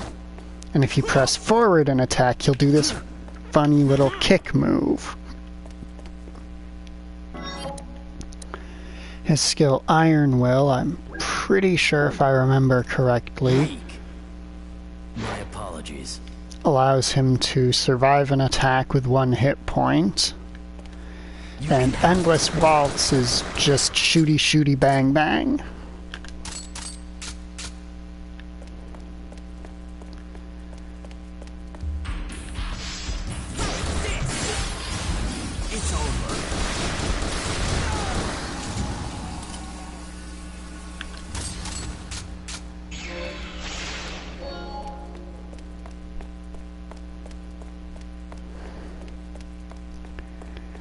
Despite the fact that he's using a literal gun, his normal attacks are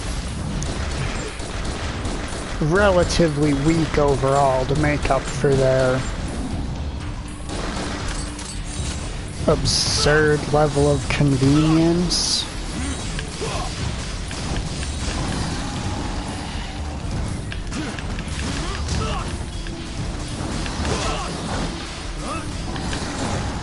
But he does possess the unique perk of having the silliest looking melee attack of all the ranged characters.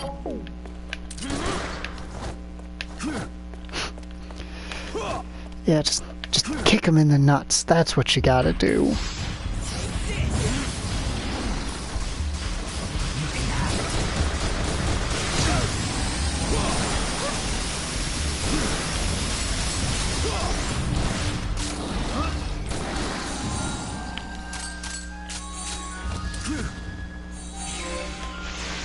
I mainly use him whenever I'm looking to get kill sites, just because the moment he fires his gun, it immediately makes contact on the enemy, which means it is very difficult for his attacks to miss, for the kill site to fade before the projectile actually hits.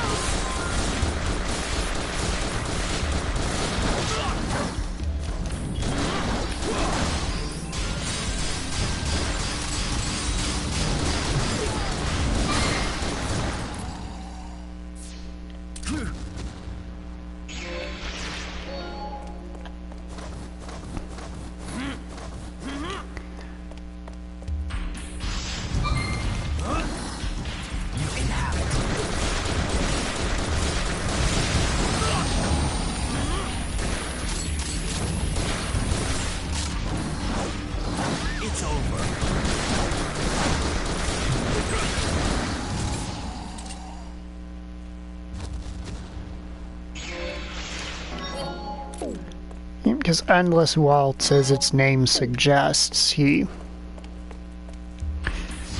shoots until he either runs out of bullets or ability points to use the move with.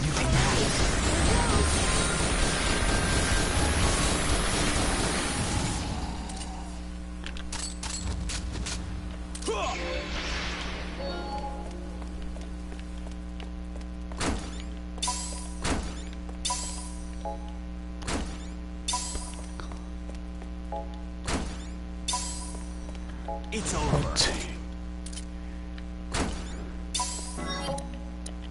Voltaic flute.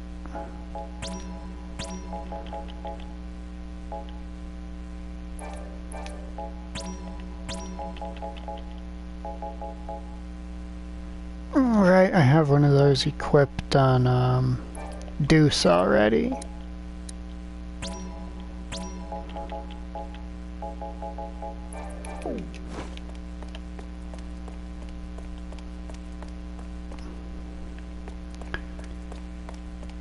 Now, if you're wondering why I never go over the circle slot option, it's because those are generic commands that technically any character can use any of them.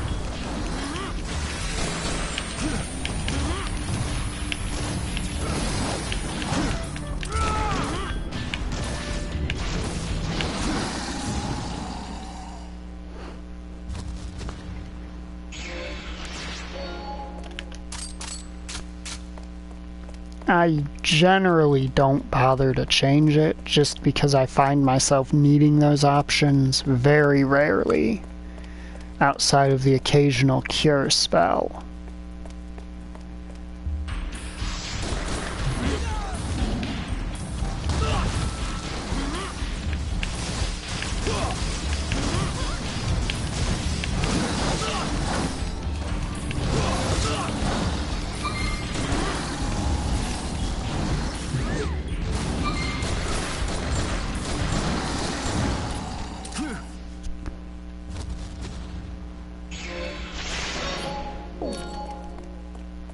Alright, treasure chest, an elixir.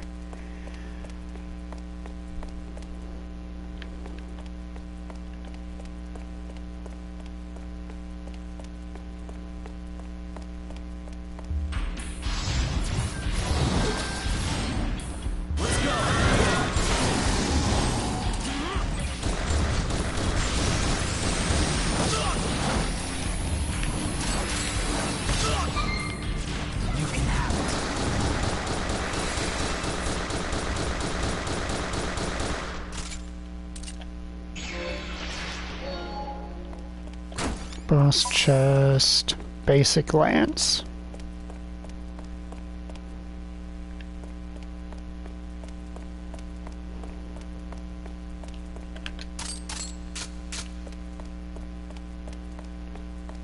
And now we've got Machina and Rem left.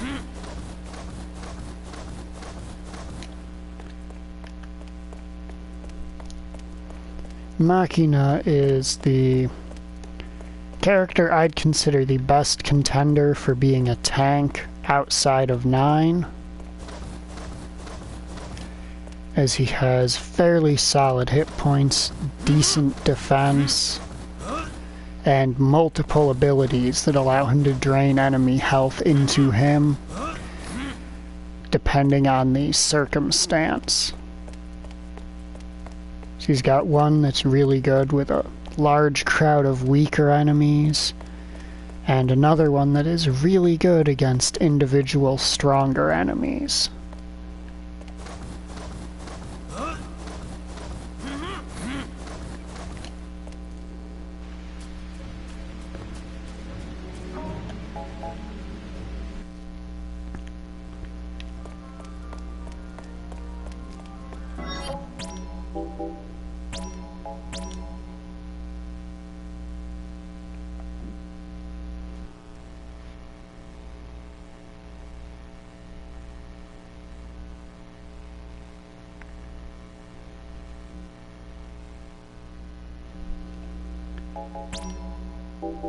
Alright, now what moves have I got on him?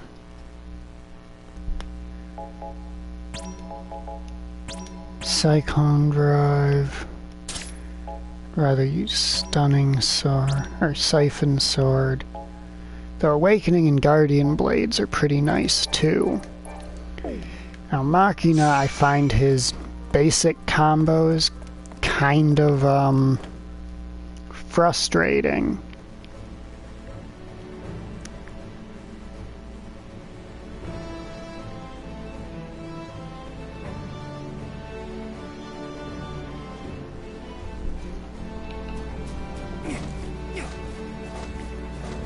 But his special moves are all very powerful. These aren't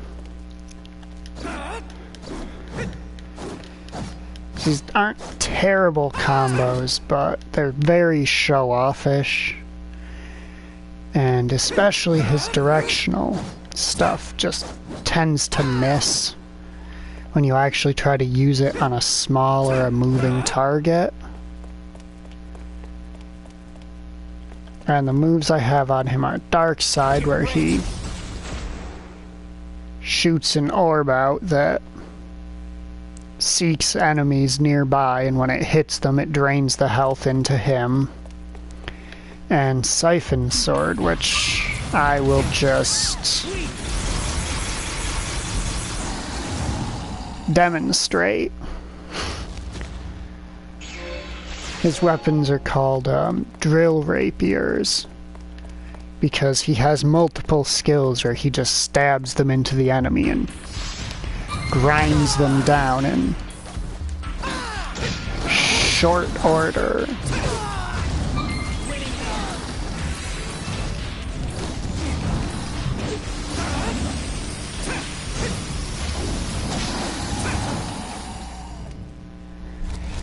Thing is, due to the fact that a lot of his skills are extremely strong, he drains that meter real quick. I guess I can demonstrate Dark Side.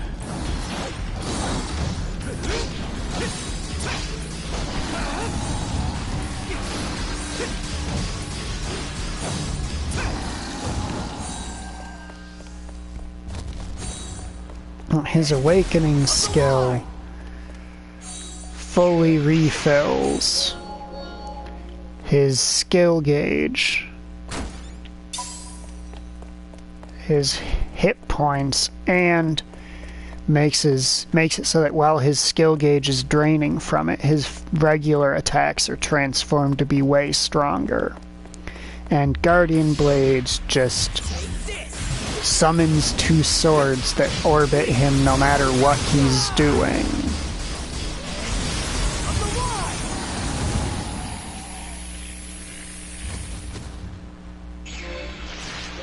And just deal continuous damage to anything that they touch.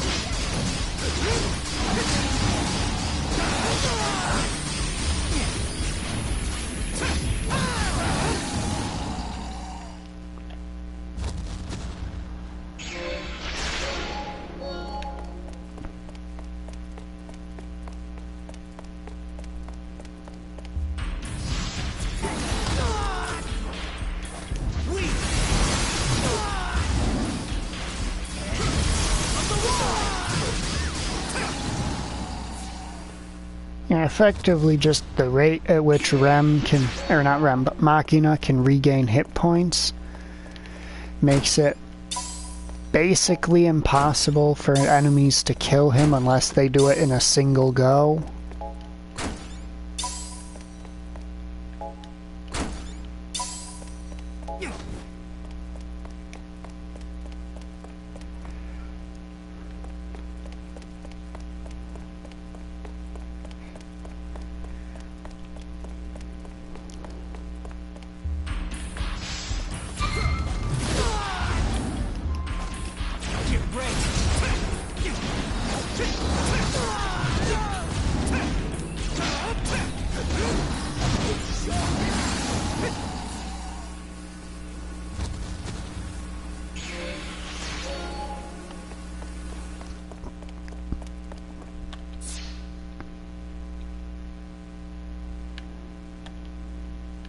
And after him, we'll get into Rem, who is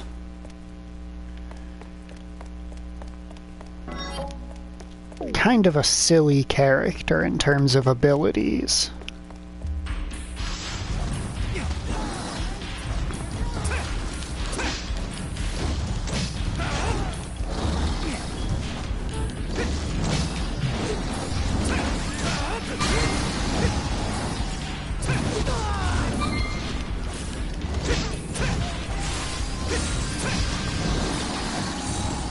Because she's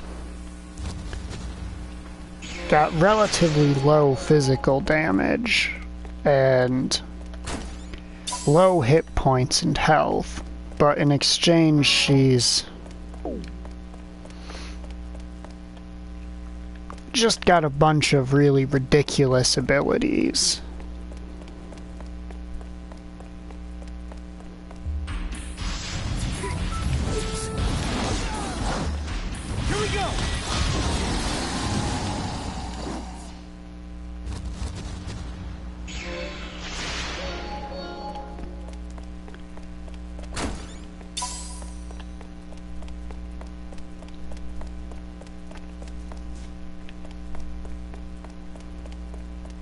And kind of silly stats as well.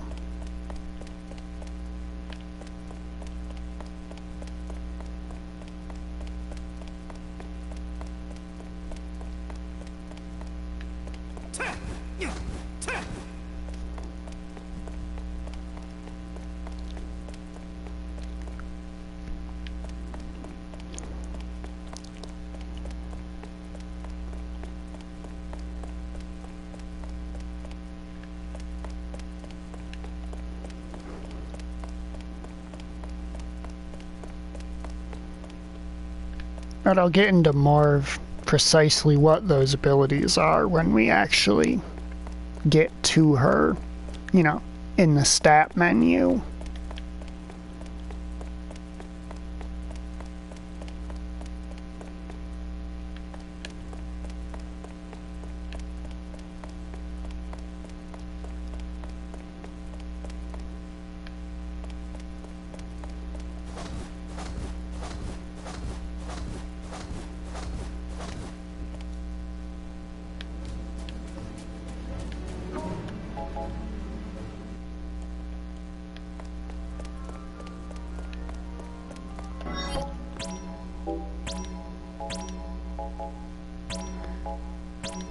So Rem has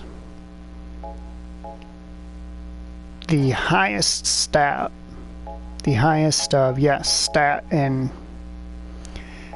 every type of magic in the game. Because despite Cater here having higher fire magic and stuff than her, that's because Cater is using her unique accessory, which gives plus 50 to all magic. Whereas hers only gives plus 30 to all magic. But she's got the highest fire, ice, lightning, defense magic, and the highest MP in the game, which means she's objectively the best user of any spell in the game. And as for her unique abilities, she has Siphon Sphere, which lets her drain MP from enemies into her, which is, alright. Man Alchemy, which restores MP to herself and her allies. When you first unlock it, it requires a full bar of your skill gauge to fully restore your MP, but when you upgrade it, that can drop down to, I think, a quarter of a bar.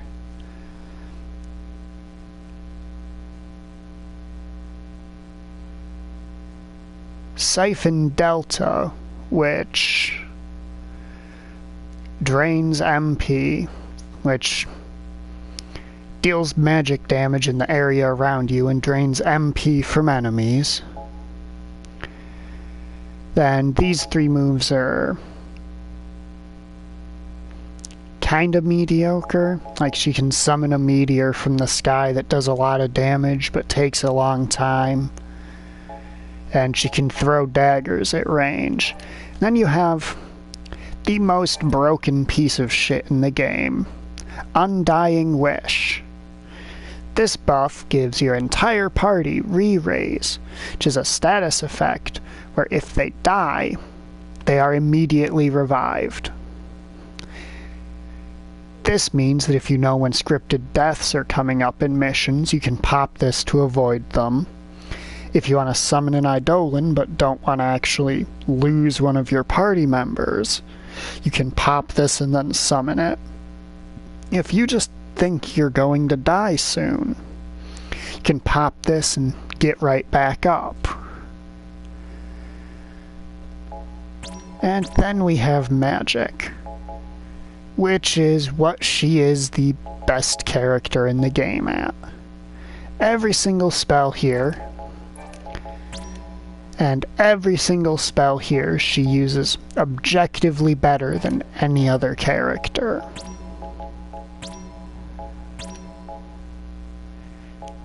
And thanks to her kind of silly MP pool,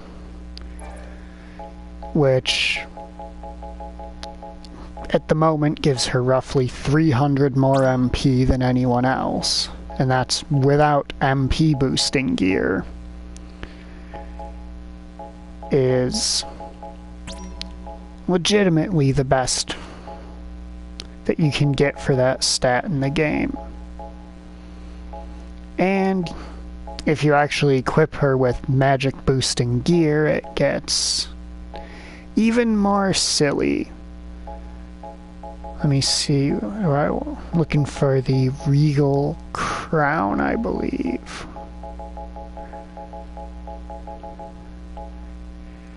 For example, you equip this, and yes, I just unequipped the thing that gives her defense, but look at that MP, look at those magic stats.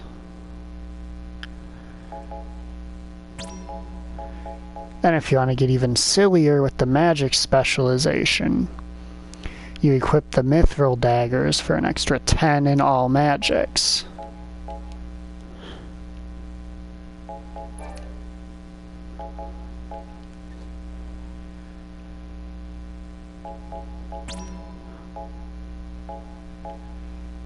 And there's the SP Crystal, but that's just a broken accessory that you get for having over 150,000 SP in the SPP in the bank.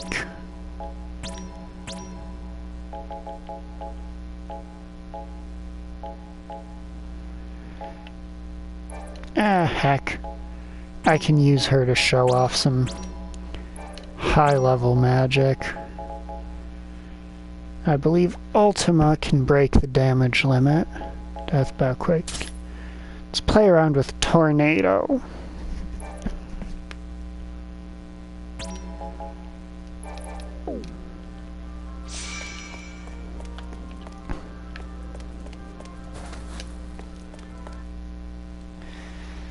What? No. No way. Her good with magic? Impossible. Now we'll go into her normal combos. They're pretty flashy. She zips around. If you hold forward, she does that plunge from above attack, which does really high damage but leaves her really vulnerable. If you hold back, she does this quick uppercut to downward stab combo, which reduces damage taken during it, but doesn't do very much damage.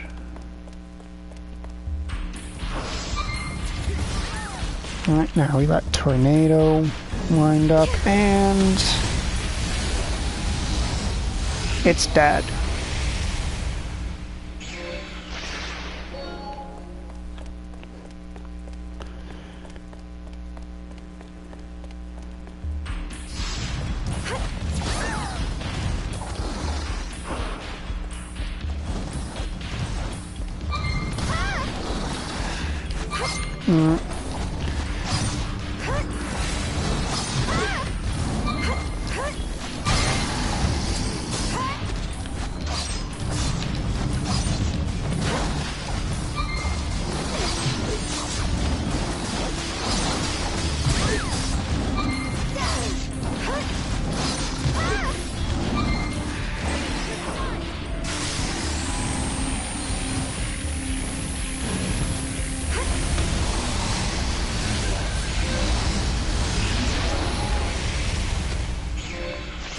Her main weakness is that if she's not able to get her spells off, then she's kind of a dead party slot.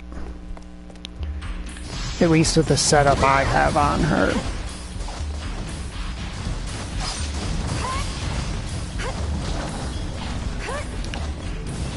She's also one of the characters with the coveted ridiculous dodging.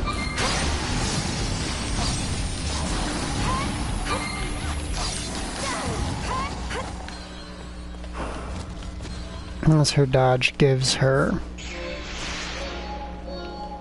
virtual immunity to basically anything trying to hit her due to how tightly its iframes loop together.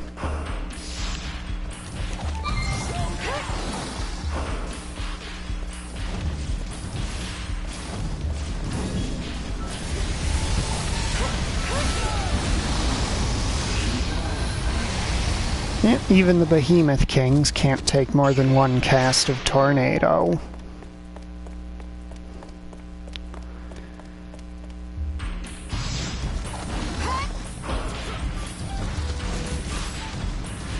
Now we keep Tornado going and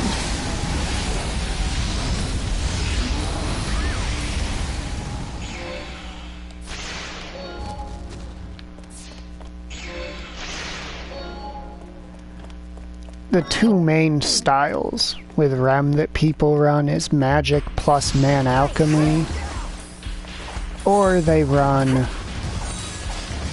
Undying Wish and Eidolon spam.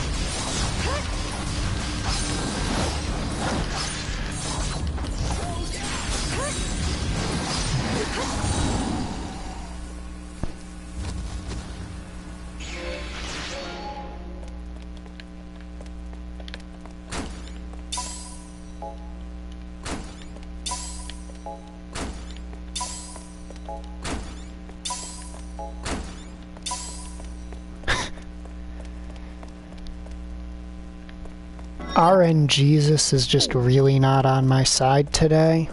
Alright, we got about 10 more casts of Tornado.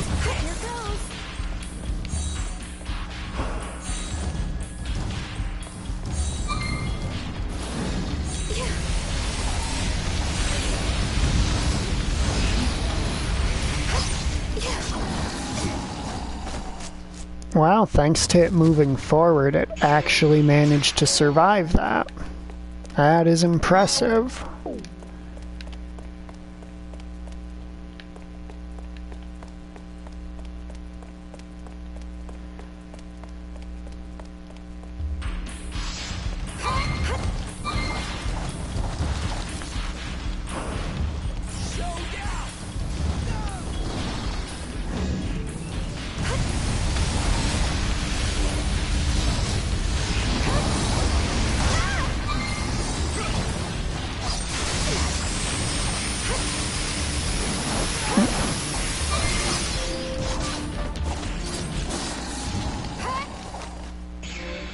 Yeah, how dare it, right? Doesn't it know what I'm doing here? You know, trying to kill it.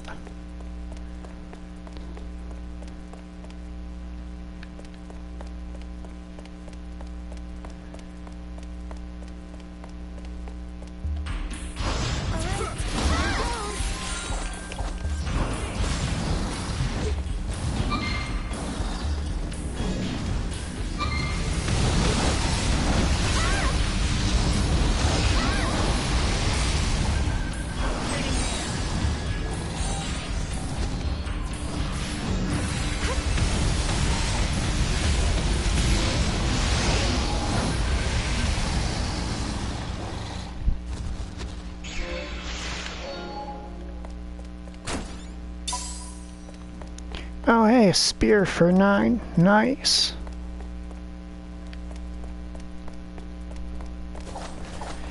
Yep, Rem is also one of the characters blessed with very fast movement speed,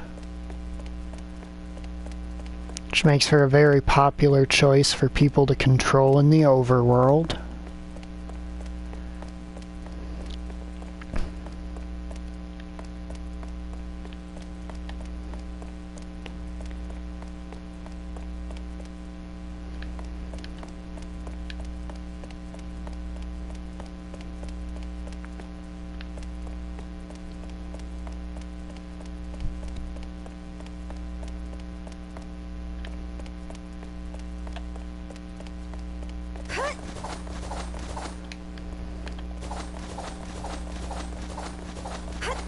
Even her dodge, and her dodge also allows her to move with kind of silly amount of speed.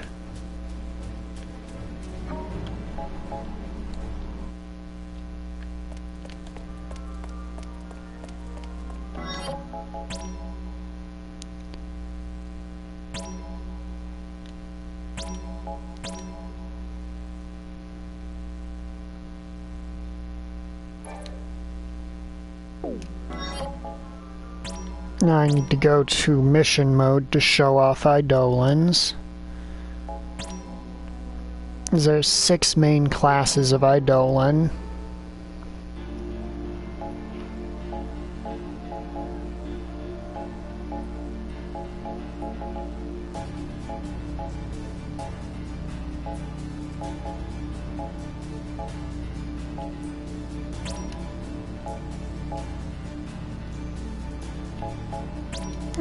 This should give me ample opportunity to discuss what I wish to discuss about each one. So we'll start with the Ifrit class.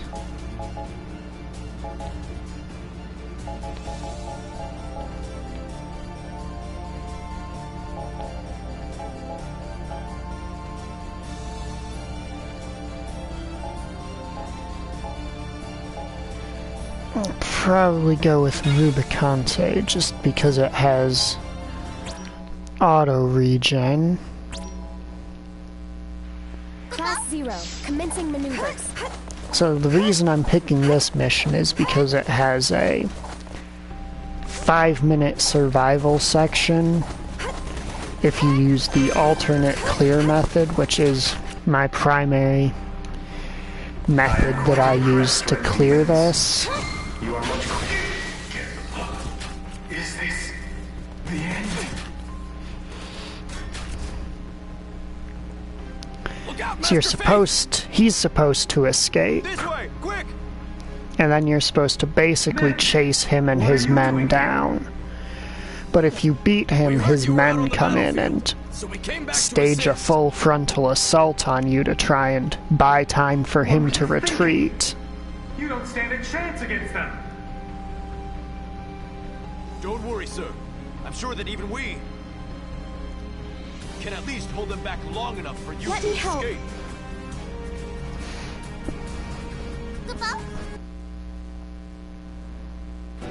Class 0, commencing maneuvers. Now we pop Undying Wish. Stall them! summon Rubicante. And the Ifrit class is very easy to use, primarily melee-based class of Eidolon.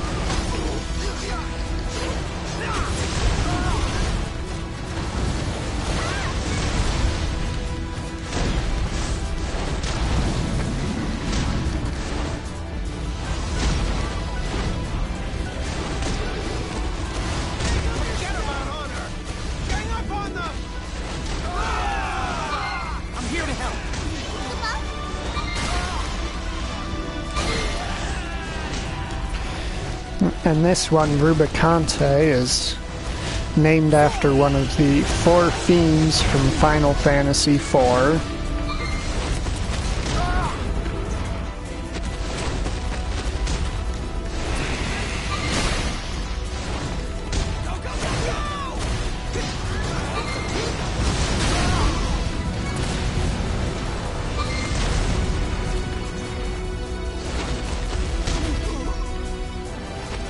Their primary traits are that they move fairly slow normally, but when you target an enemy for the melee attack, they close that gap just about instantly.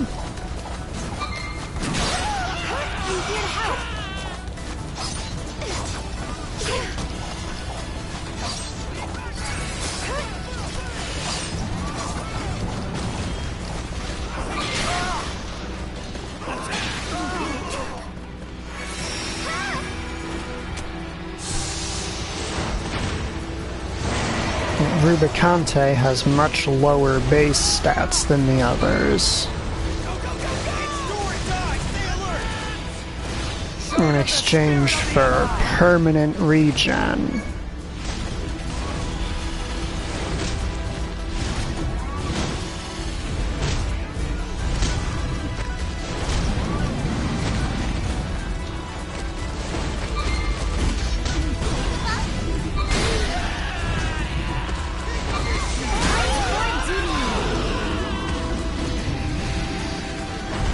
But I guess this is a decent chance to show what happens when an Eidolon gets KO'd.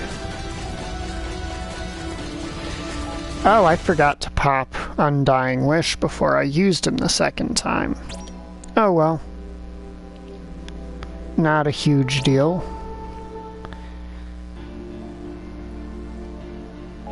So I can pick a shorter mission since I now realize I don't need a full 5 minutes to talk about each class of Eidolon.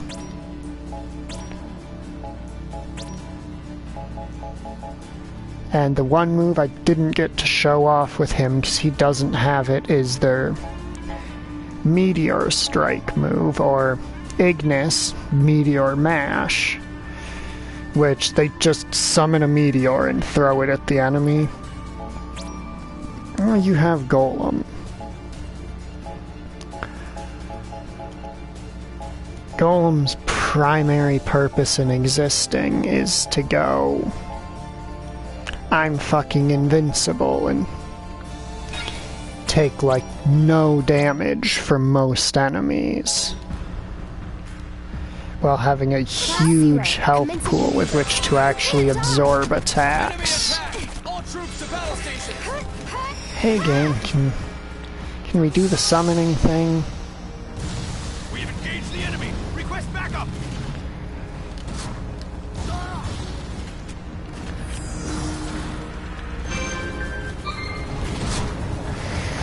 Now you can kill that carrier, but simply due to the way that Golem is basically horrendous to control, you really can't with him. He's slow, and his death on crutches.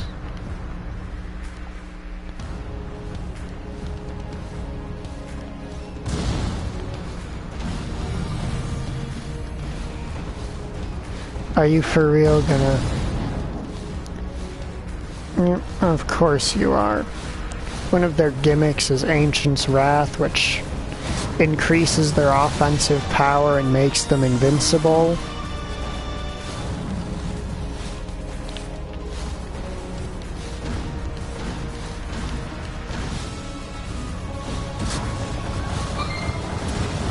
which they desperately need because their damage isn't that impressive otherwise, considering how long their attacks take to come out.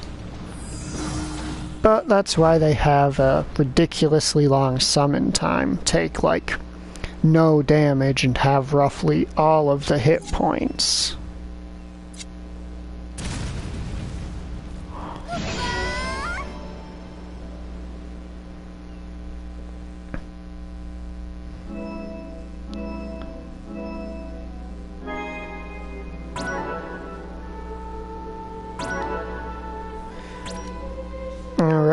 Right, because I didn't have those things unlocked as 8 because he sees very little use.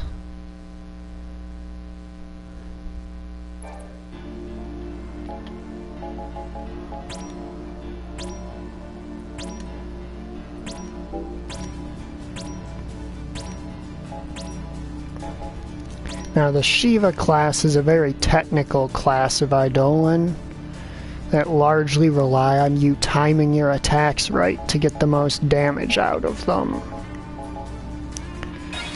The base Shiva is by far the easiest to use since she does not rely on crystal dust, which is the much harder attack to pull off correctly. Class 0, commencing maneuvers. Won't let you. Enemy attack! All troops to battle stations!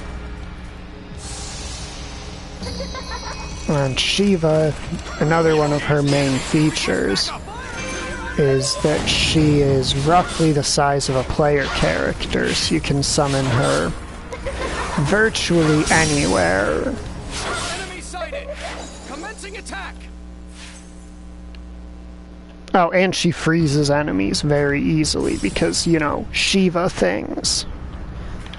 I do like how she's got, like, rollerblades and uses ice physics. Alright, fine. You wanna blow that up? We can blow that up, Shiva.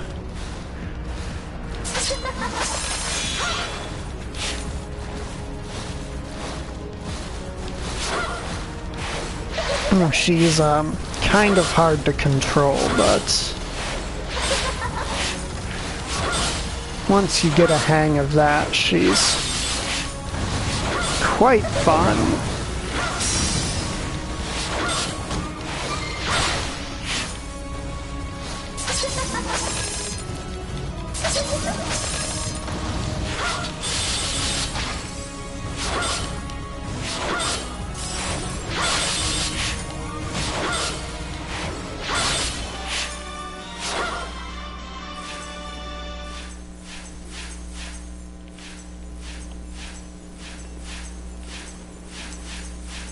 Of course, part of why she looks so fun by comparison is because the Efreet and Golem classes are kind of slow, which makes her look a lot more fun and fast by comparison.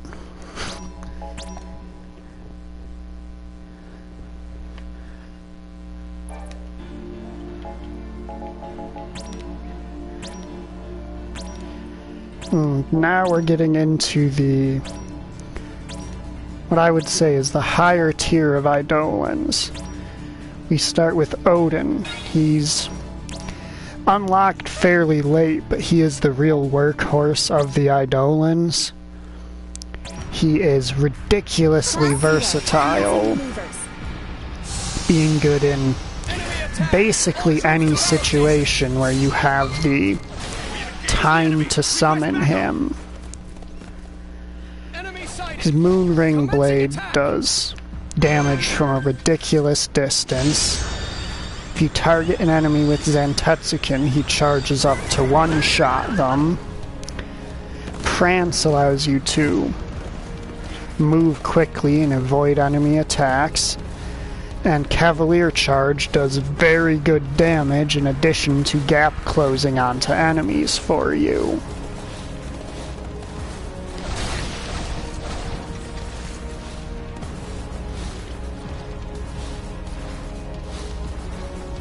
Come on.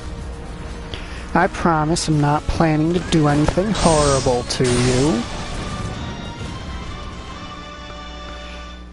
Alright, and Moonring Blade has a chance to instantly kill enemies too.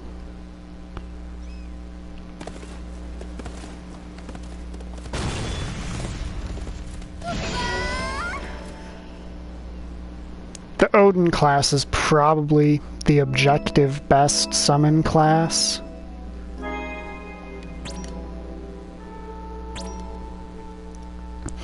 Oh yeah, but Odin's always very strong in this series.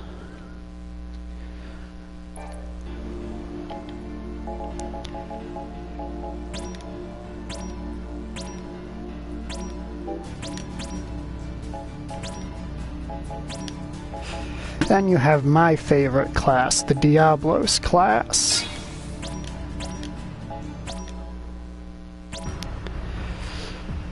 These guys are a bit bigger than the Shiva class on the whole, but are significantly better at staying up during a fight. Deal damage to enemies just by existing around them. And they have the gravity orb attacks, at least Diablos and Astaroth do. This attack takes damage on enemies while it's being charged up, and depending on how high you charge it, it does percentage-based damage to the enemy based on their current hit points.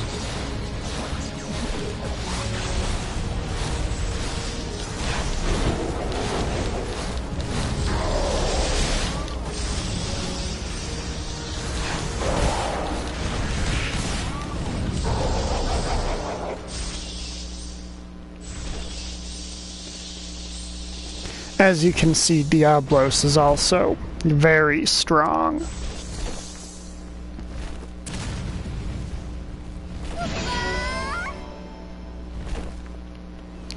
Oh yeah, base Diablos also has a dark barrier he can put up in front of him to prevent enemy projectiles from reaching him while charging his gravity orb. Astaroth just doesn't stagger while he's charging his, but he has lower hit points to compensate.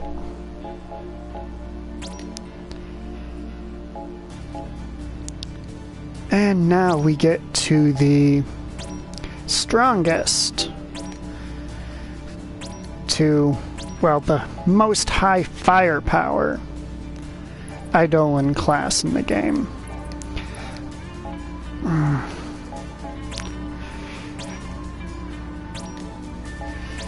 Yeah, I'll do it on max difficulty with Neo. Now, Neo Bahamut is the same as normal Bahamut, but he has a much lower Enemy attack! All troops to battle stations! We've engaged the enemy! Request backup! summon time by default. Now, Bahamut moves slow as shit, but deals like all the damage.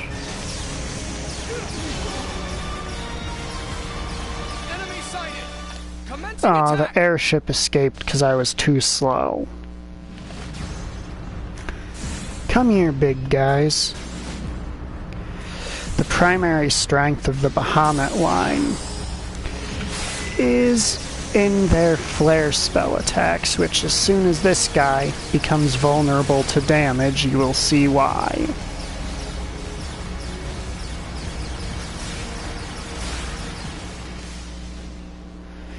They're very clunky, but have, frankly, excessive firepower.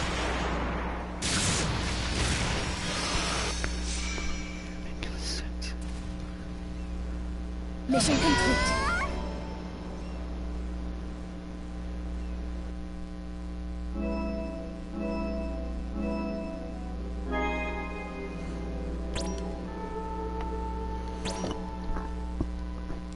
There is actually a stronger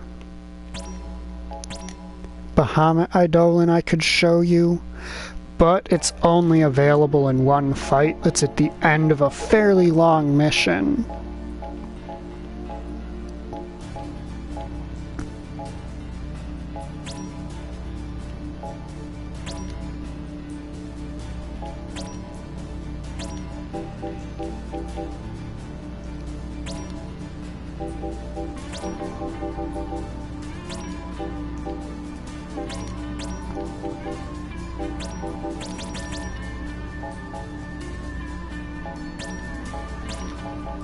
I'm going to spec you away from raw magic power for now, because that is not what we're going to be relying on for this, at least not the super high level magic.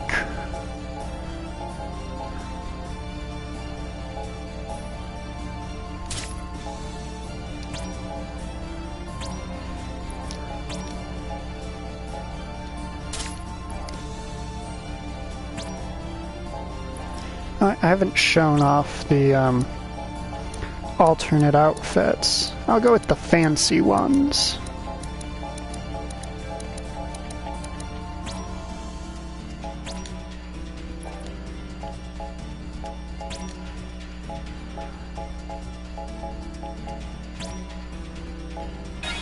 I'll go with Balberith because that's, well, in my opinion, the best one.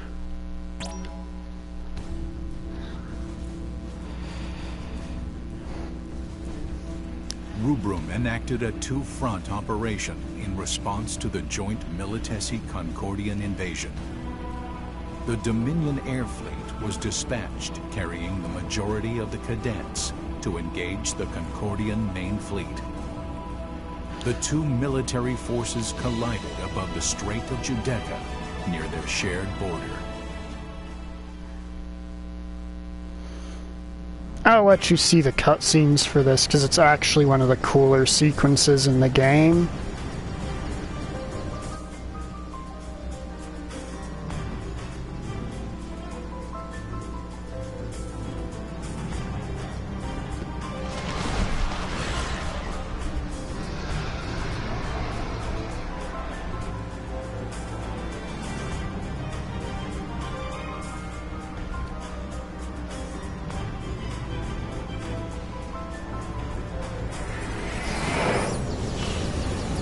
Oh right, and that dragon is a Lassie, by the way. Because in this setting, Lassie are attack by Soryu, an Azure Dragon Lassie. Basically as powerful as Etro's Guardian Lightning and final boss Caius were. Ranks, the Concordian Vanguard units, Ascension and Fury, initiated combat.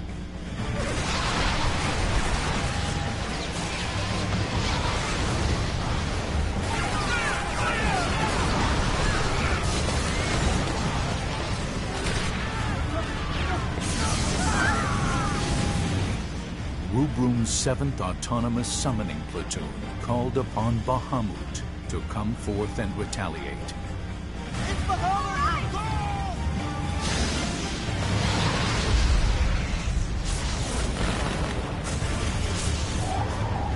And there's Odin, because where would we be without Odin? The 11th Autonomous Summoning Platoon also joined the fray, summoning Odin.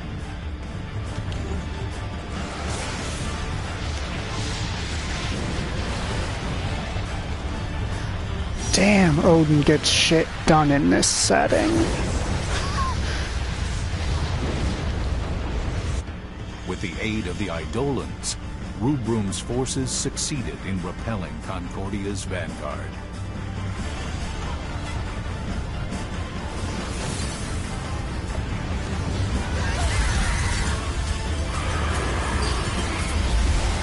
However, even as the mighty Eidolons continued to repel the Concordian forces, they were engulfed Now this, it should be on, attack.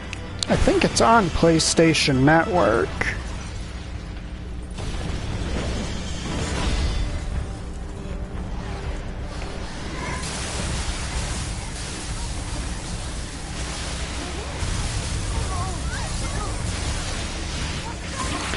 Yeah, it's on the PSN store for $20. This instigated Vermilion Bird Lassie Shuyu to engage the Azure Dragon Lassie. Oh, God.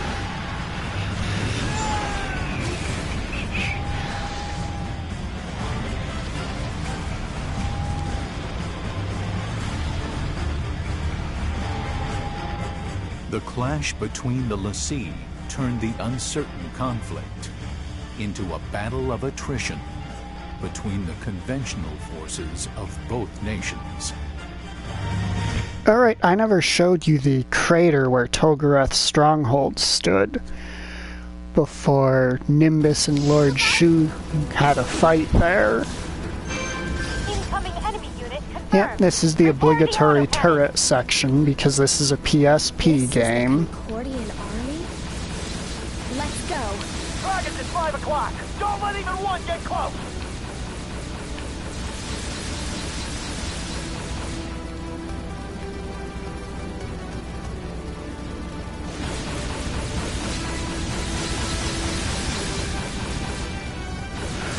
Oh, the cutscenes in this game are something else.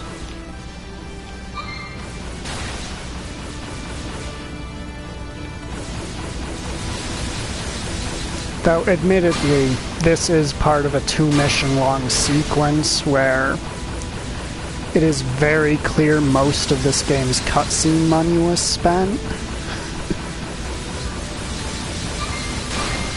The dragon has reached the stern. It's coming aboard. All combatants, get that dragon off this ship.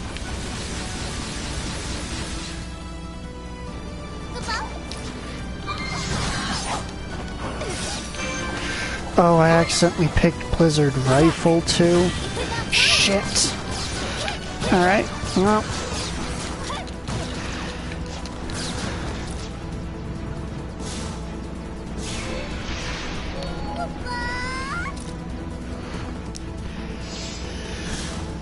I mean, this mission and the next mission in the main story are... We've engaged a 5-star dragon. Send help at once.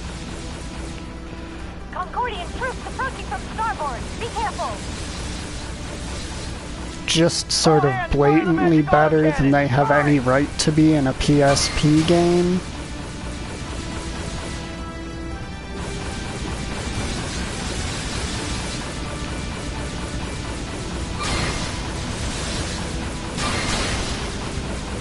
There's no end to the dragon. It's like they mobilized their entire military. I mean, they basically have to, because with the way Rubrum uses Eidolons, if you don't, you're effectively fucked if they get even a tiny foothold in your country. On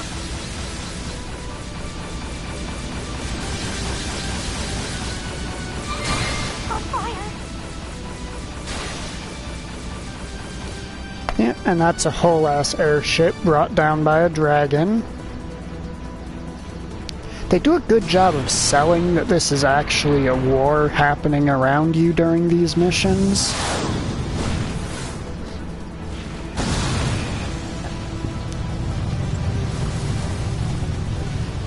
So you got stuff like this airship crashing.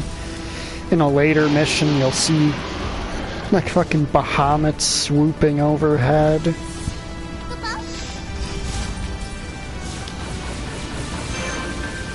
Got to be kidding! Fire! Fire!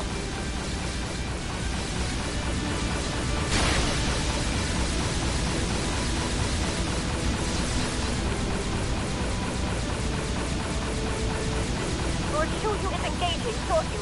Nearby units evacuate immediately. Yeah, that announcement alone should tell you how big of a deal it is when Lassie fight each other. That these two fighting is cause to evacuate an entire section of the battlefield.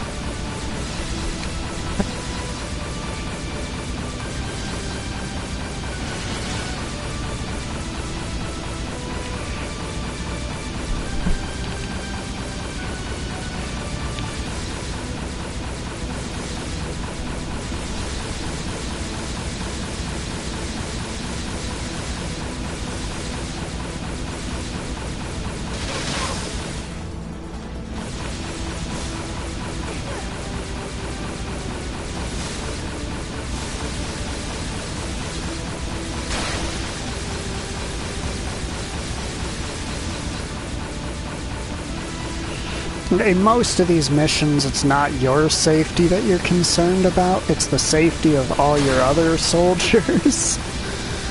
Because while, yes, in terms of gameplay, the enemies can definitely rip you a new one with no trouble. Definitely tear you a new one with no trouble.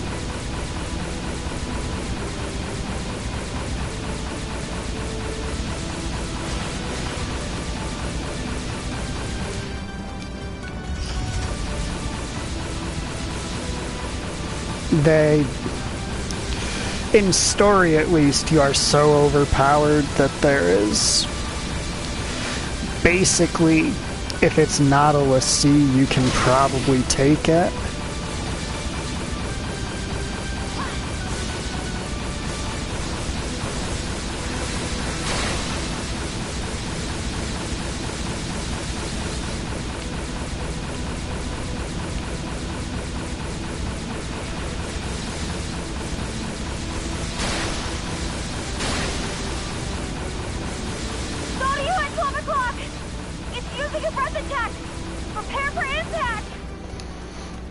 And even that big-ass dragon is evacuating the area.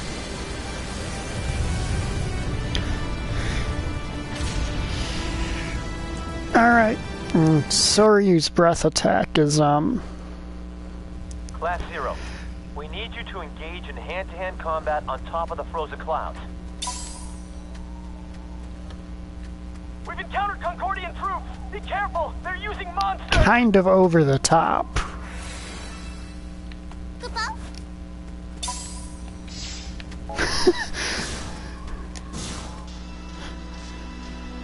Since we're effectively fighting on the aftermath of his breath attack. Then we just have to take him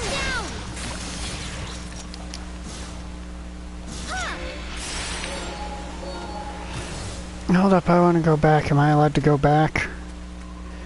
Nope, so I can't fix my mistake with Rem's spell. Fuck. Oh well. There they are!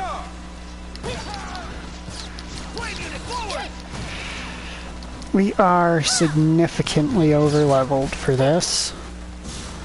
Not significantly overleveled enough to stand a chance against the boss at the end, but...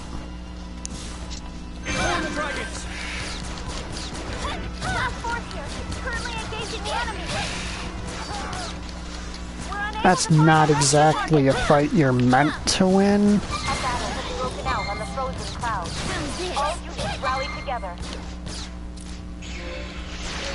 Yep, and because this is a war, if you take out the leader, pretty much everybody surrenders. They're like, oh shit, we just lost.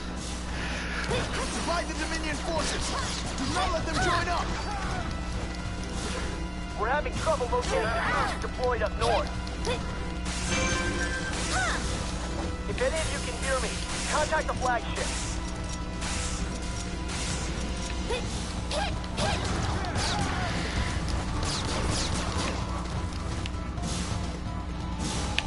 Okay then.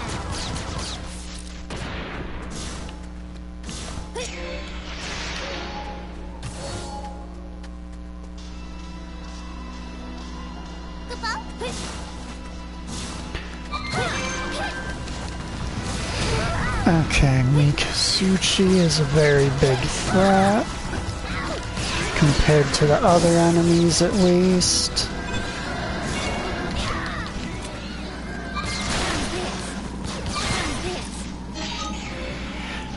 So what that breed of monster is called a Demonicorn. At least I think that's their name.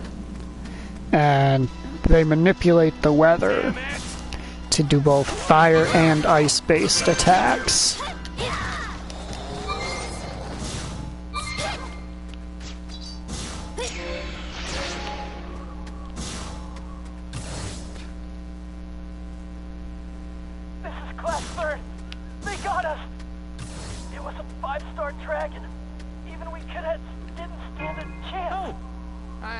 Still alive.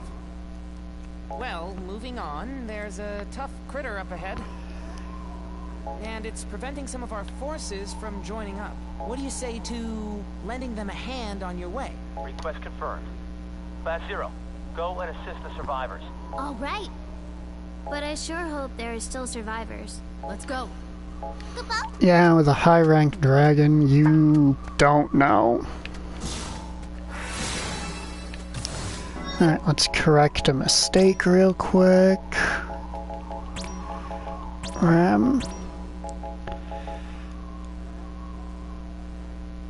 There it is, Blizzaga Shotgun 2.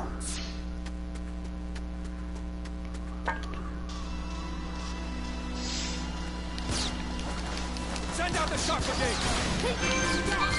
Send the beasts!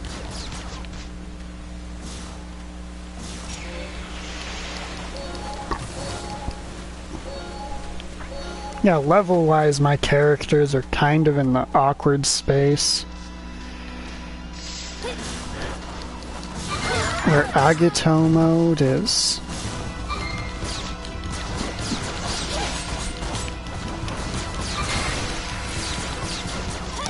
a bit easy. Which I know that's weird to say after my character almost got shredded by that enemy commander. But we're at a level where most stuff in Agito mode is not difficult. But stuff on Finis mode is objectively just way more than we are even remotely ready to handle.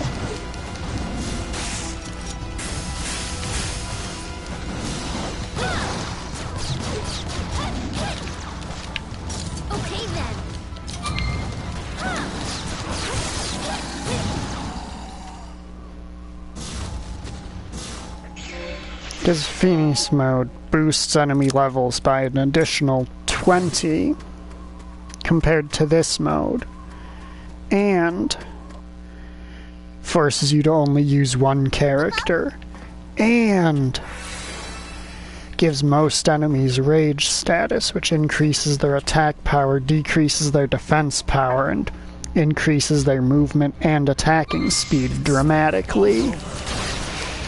I need to take this Flyvern quick. Okay then.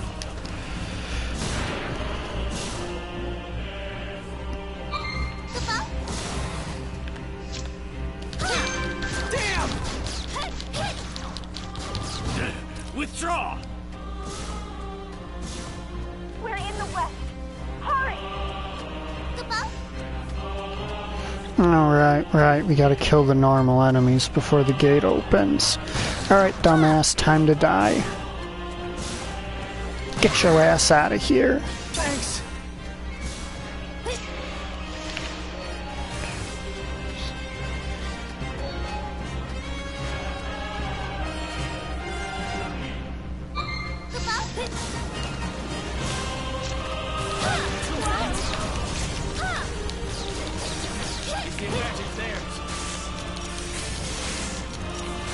We're in the south! The enemy is relentless! We won't last!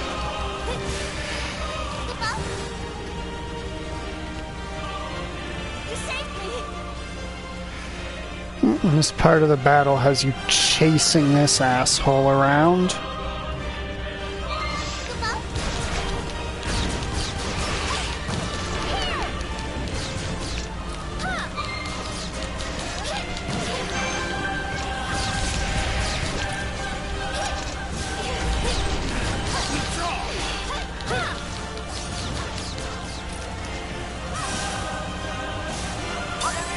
There are too many of them! Send help!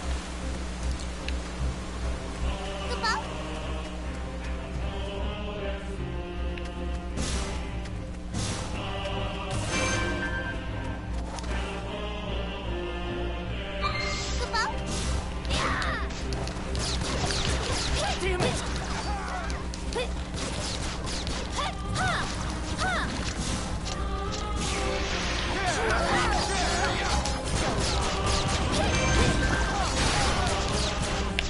You're mine. Is the advantage theirs? Well, he still has places he can flee to. Really? I can technically get rewards from those cadets I saved, but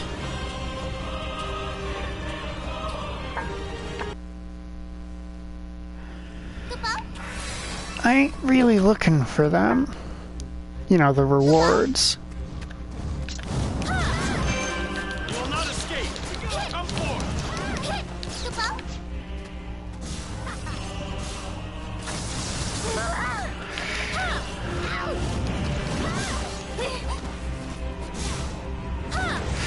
Oh, right. Because shock basically cripples Cater while it's active.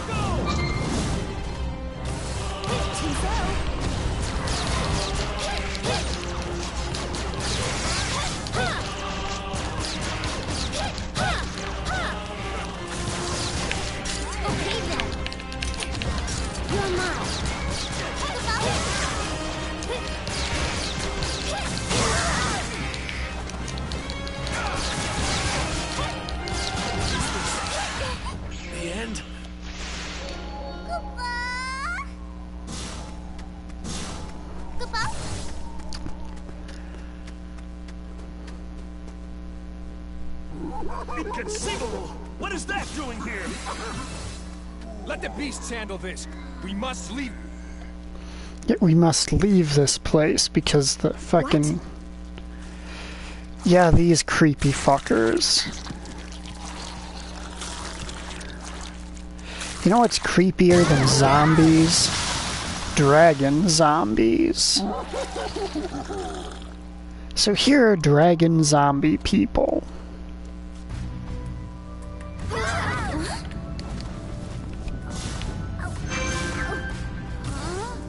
What is this place?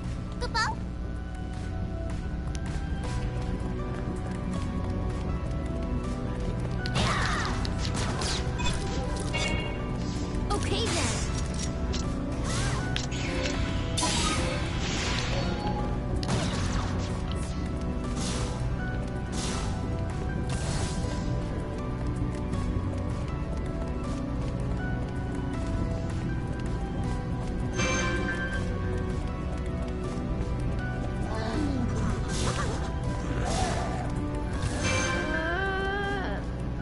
Come on, let's get out of here. Oh, Dracobations, they're freaky creatures that are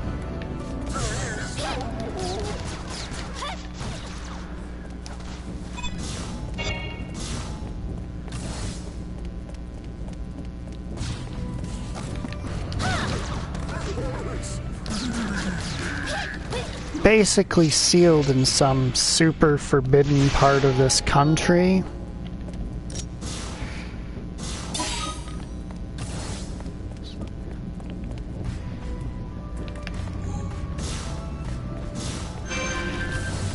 But now they're here on the battlefield and they eat basically everything.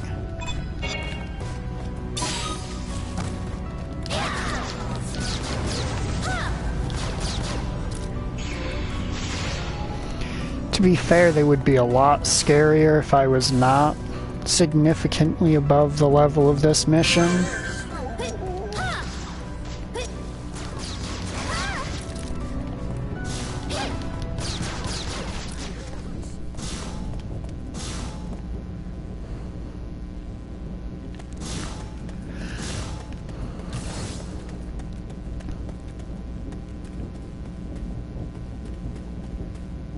Hello.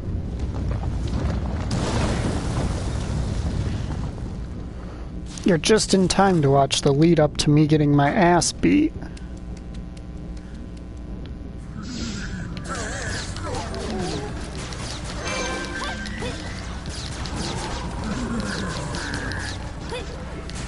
Well, you did miss me, kind of recapping each character and what they're generally good at, while doing some dungeon runs to try and get weapons that by large I didn't manage to get.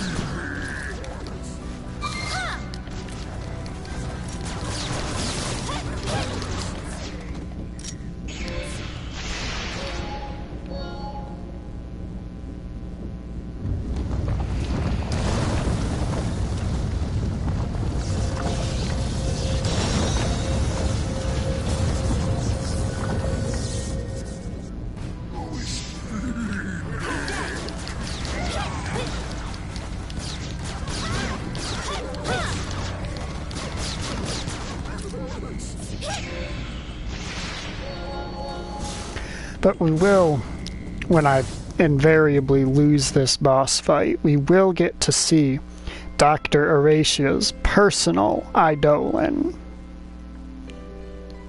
It appears you bring ill tidings. Yes. As to the areas where the Wardens are assigned to fight, we've been able to maintain our position. But as for the other areas... Which area is suffering the most casualties? Region 3 to the south. The Red Demons have been spotted there. We cannot allow that area to fall. Oh yeah, they call us the Red Demons because we And all soldiers below rank 2. are...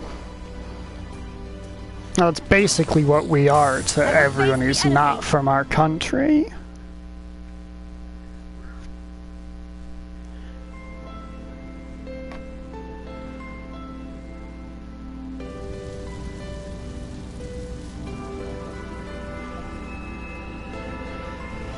Yep, and it's time to see her dragon form.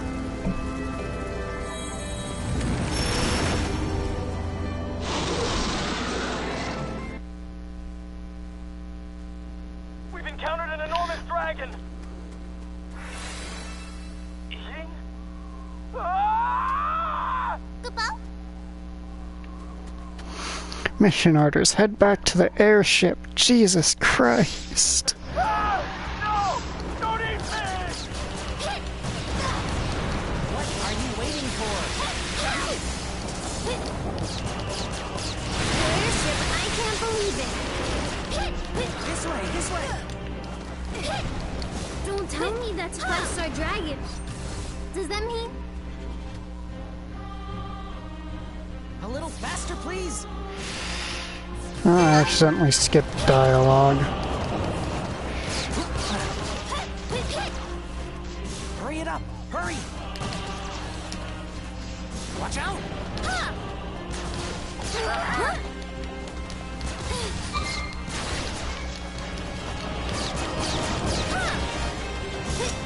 A little faster, please. Nagi, shut up.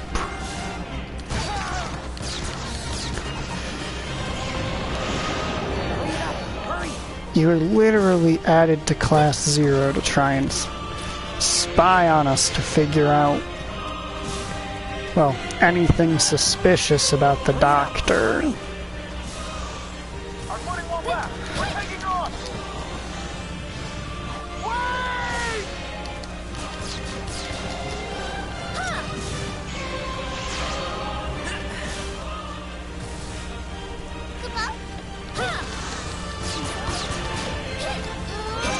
Does it ever stop?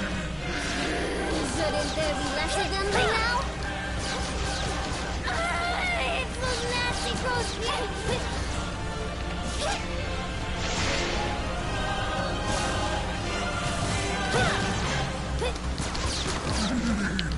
Okay then.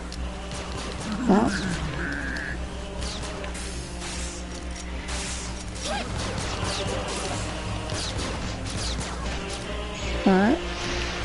If you insist on me targeting it.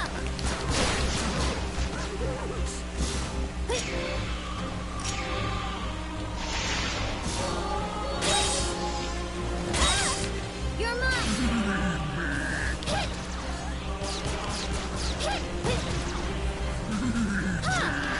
Oh, and you're just gonna hold them off there so that my mind doesn't get to go off. I see how it is.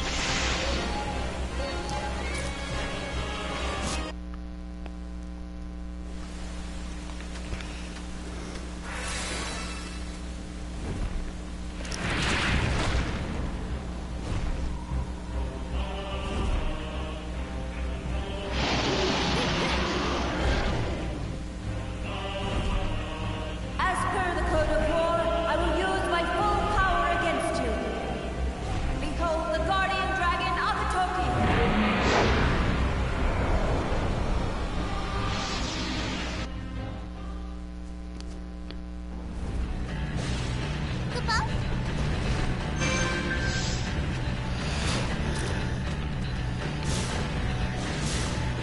Oh yeah, HQ, you just want me to beat Shinryu Celestia? Tell me to drag the sun out of the fucking sky while I'm at it?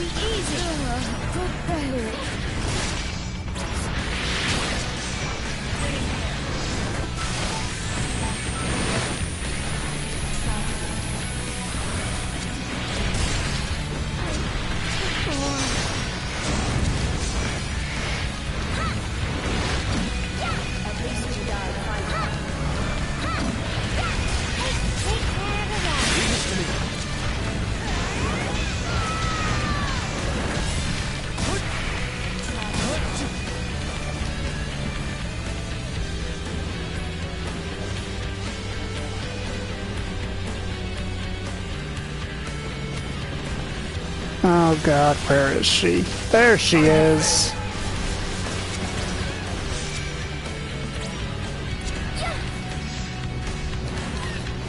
Right.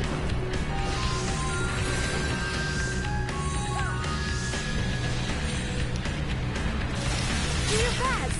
Don't have to tell me. Forget about me. Now, it is possible to win this fight, but you have to be wildly over-leveled. Beyond even the level of over-leveled that my characters are.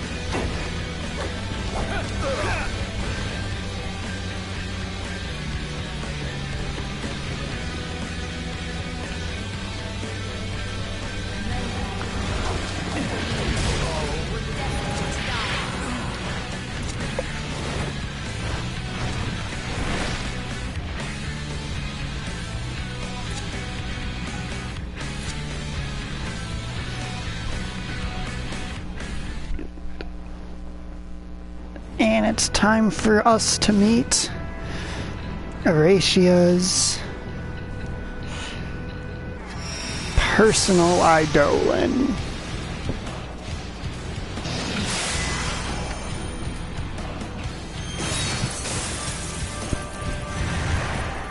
Bahamut fucking Zero.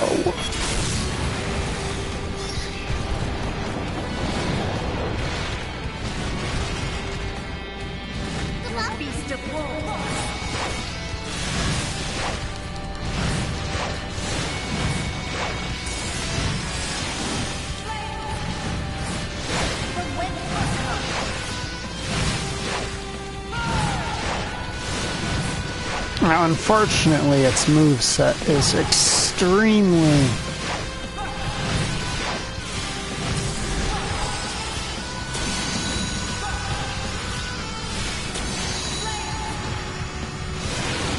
I was hoping it...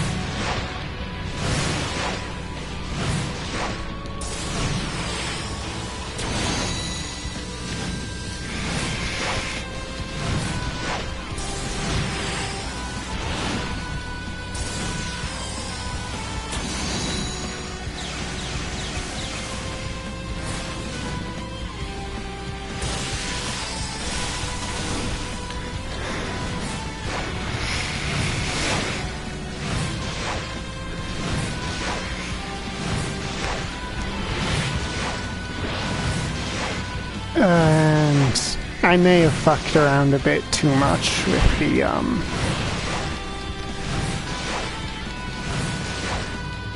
various spells of this dragon.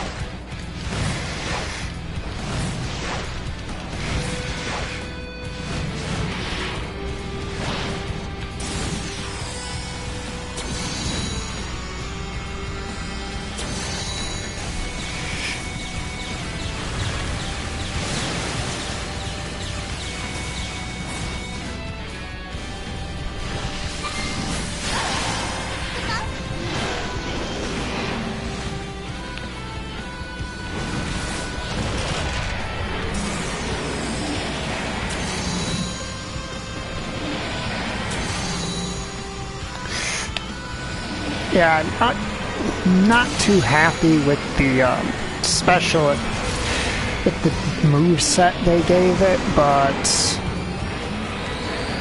this scene in particular is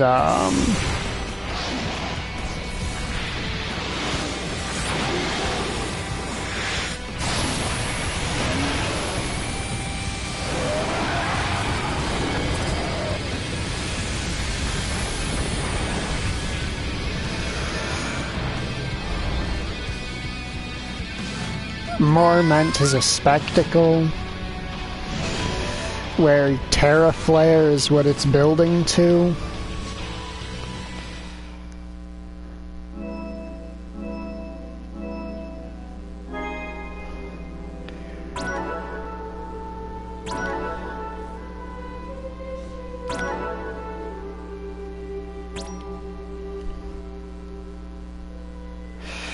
Yes, it could have. Or it could have actually given fucking Bahamut Zero a moveset that is actually similar to the other Bahamut summons. That was a significant blow to the Concordian forces. If we fell from here, it'd be all over, wouldn't it? You made it? Hold tight. I'll extract you. Wow, what good timing. You saved us.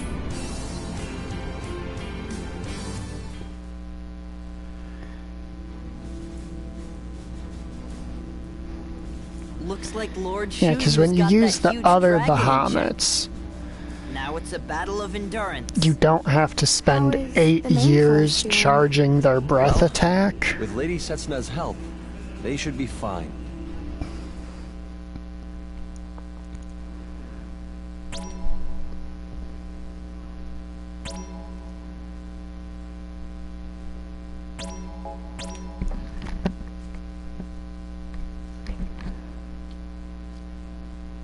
Alright, and this was mission mode, so it's not immediately going to thrust us into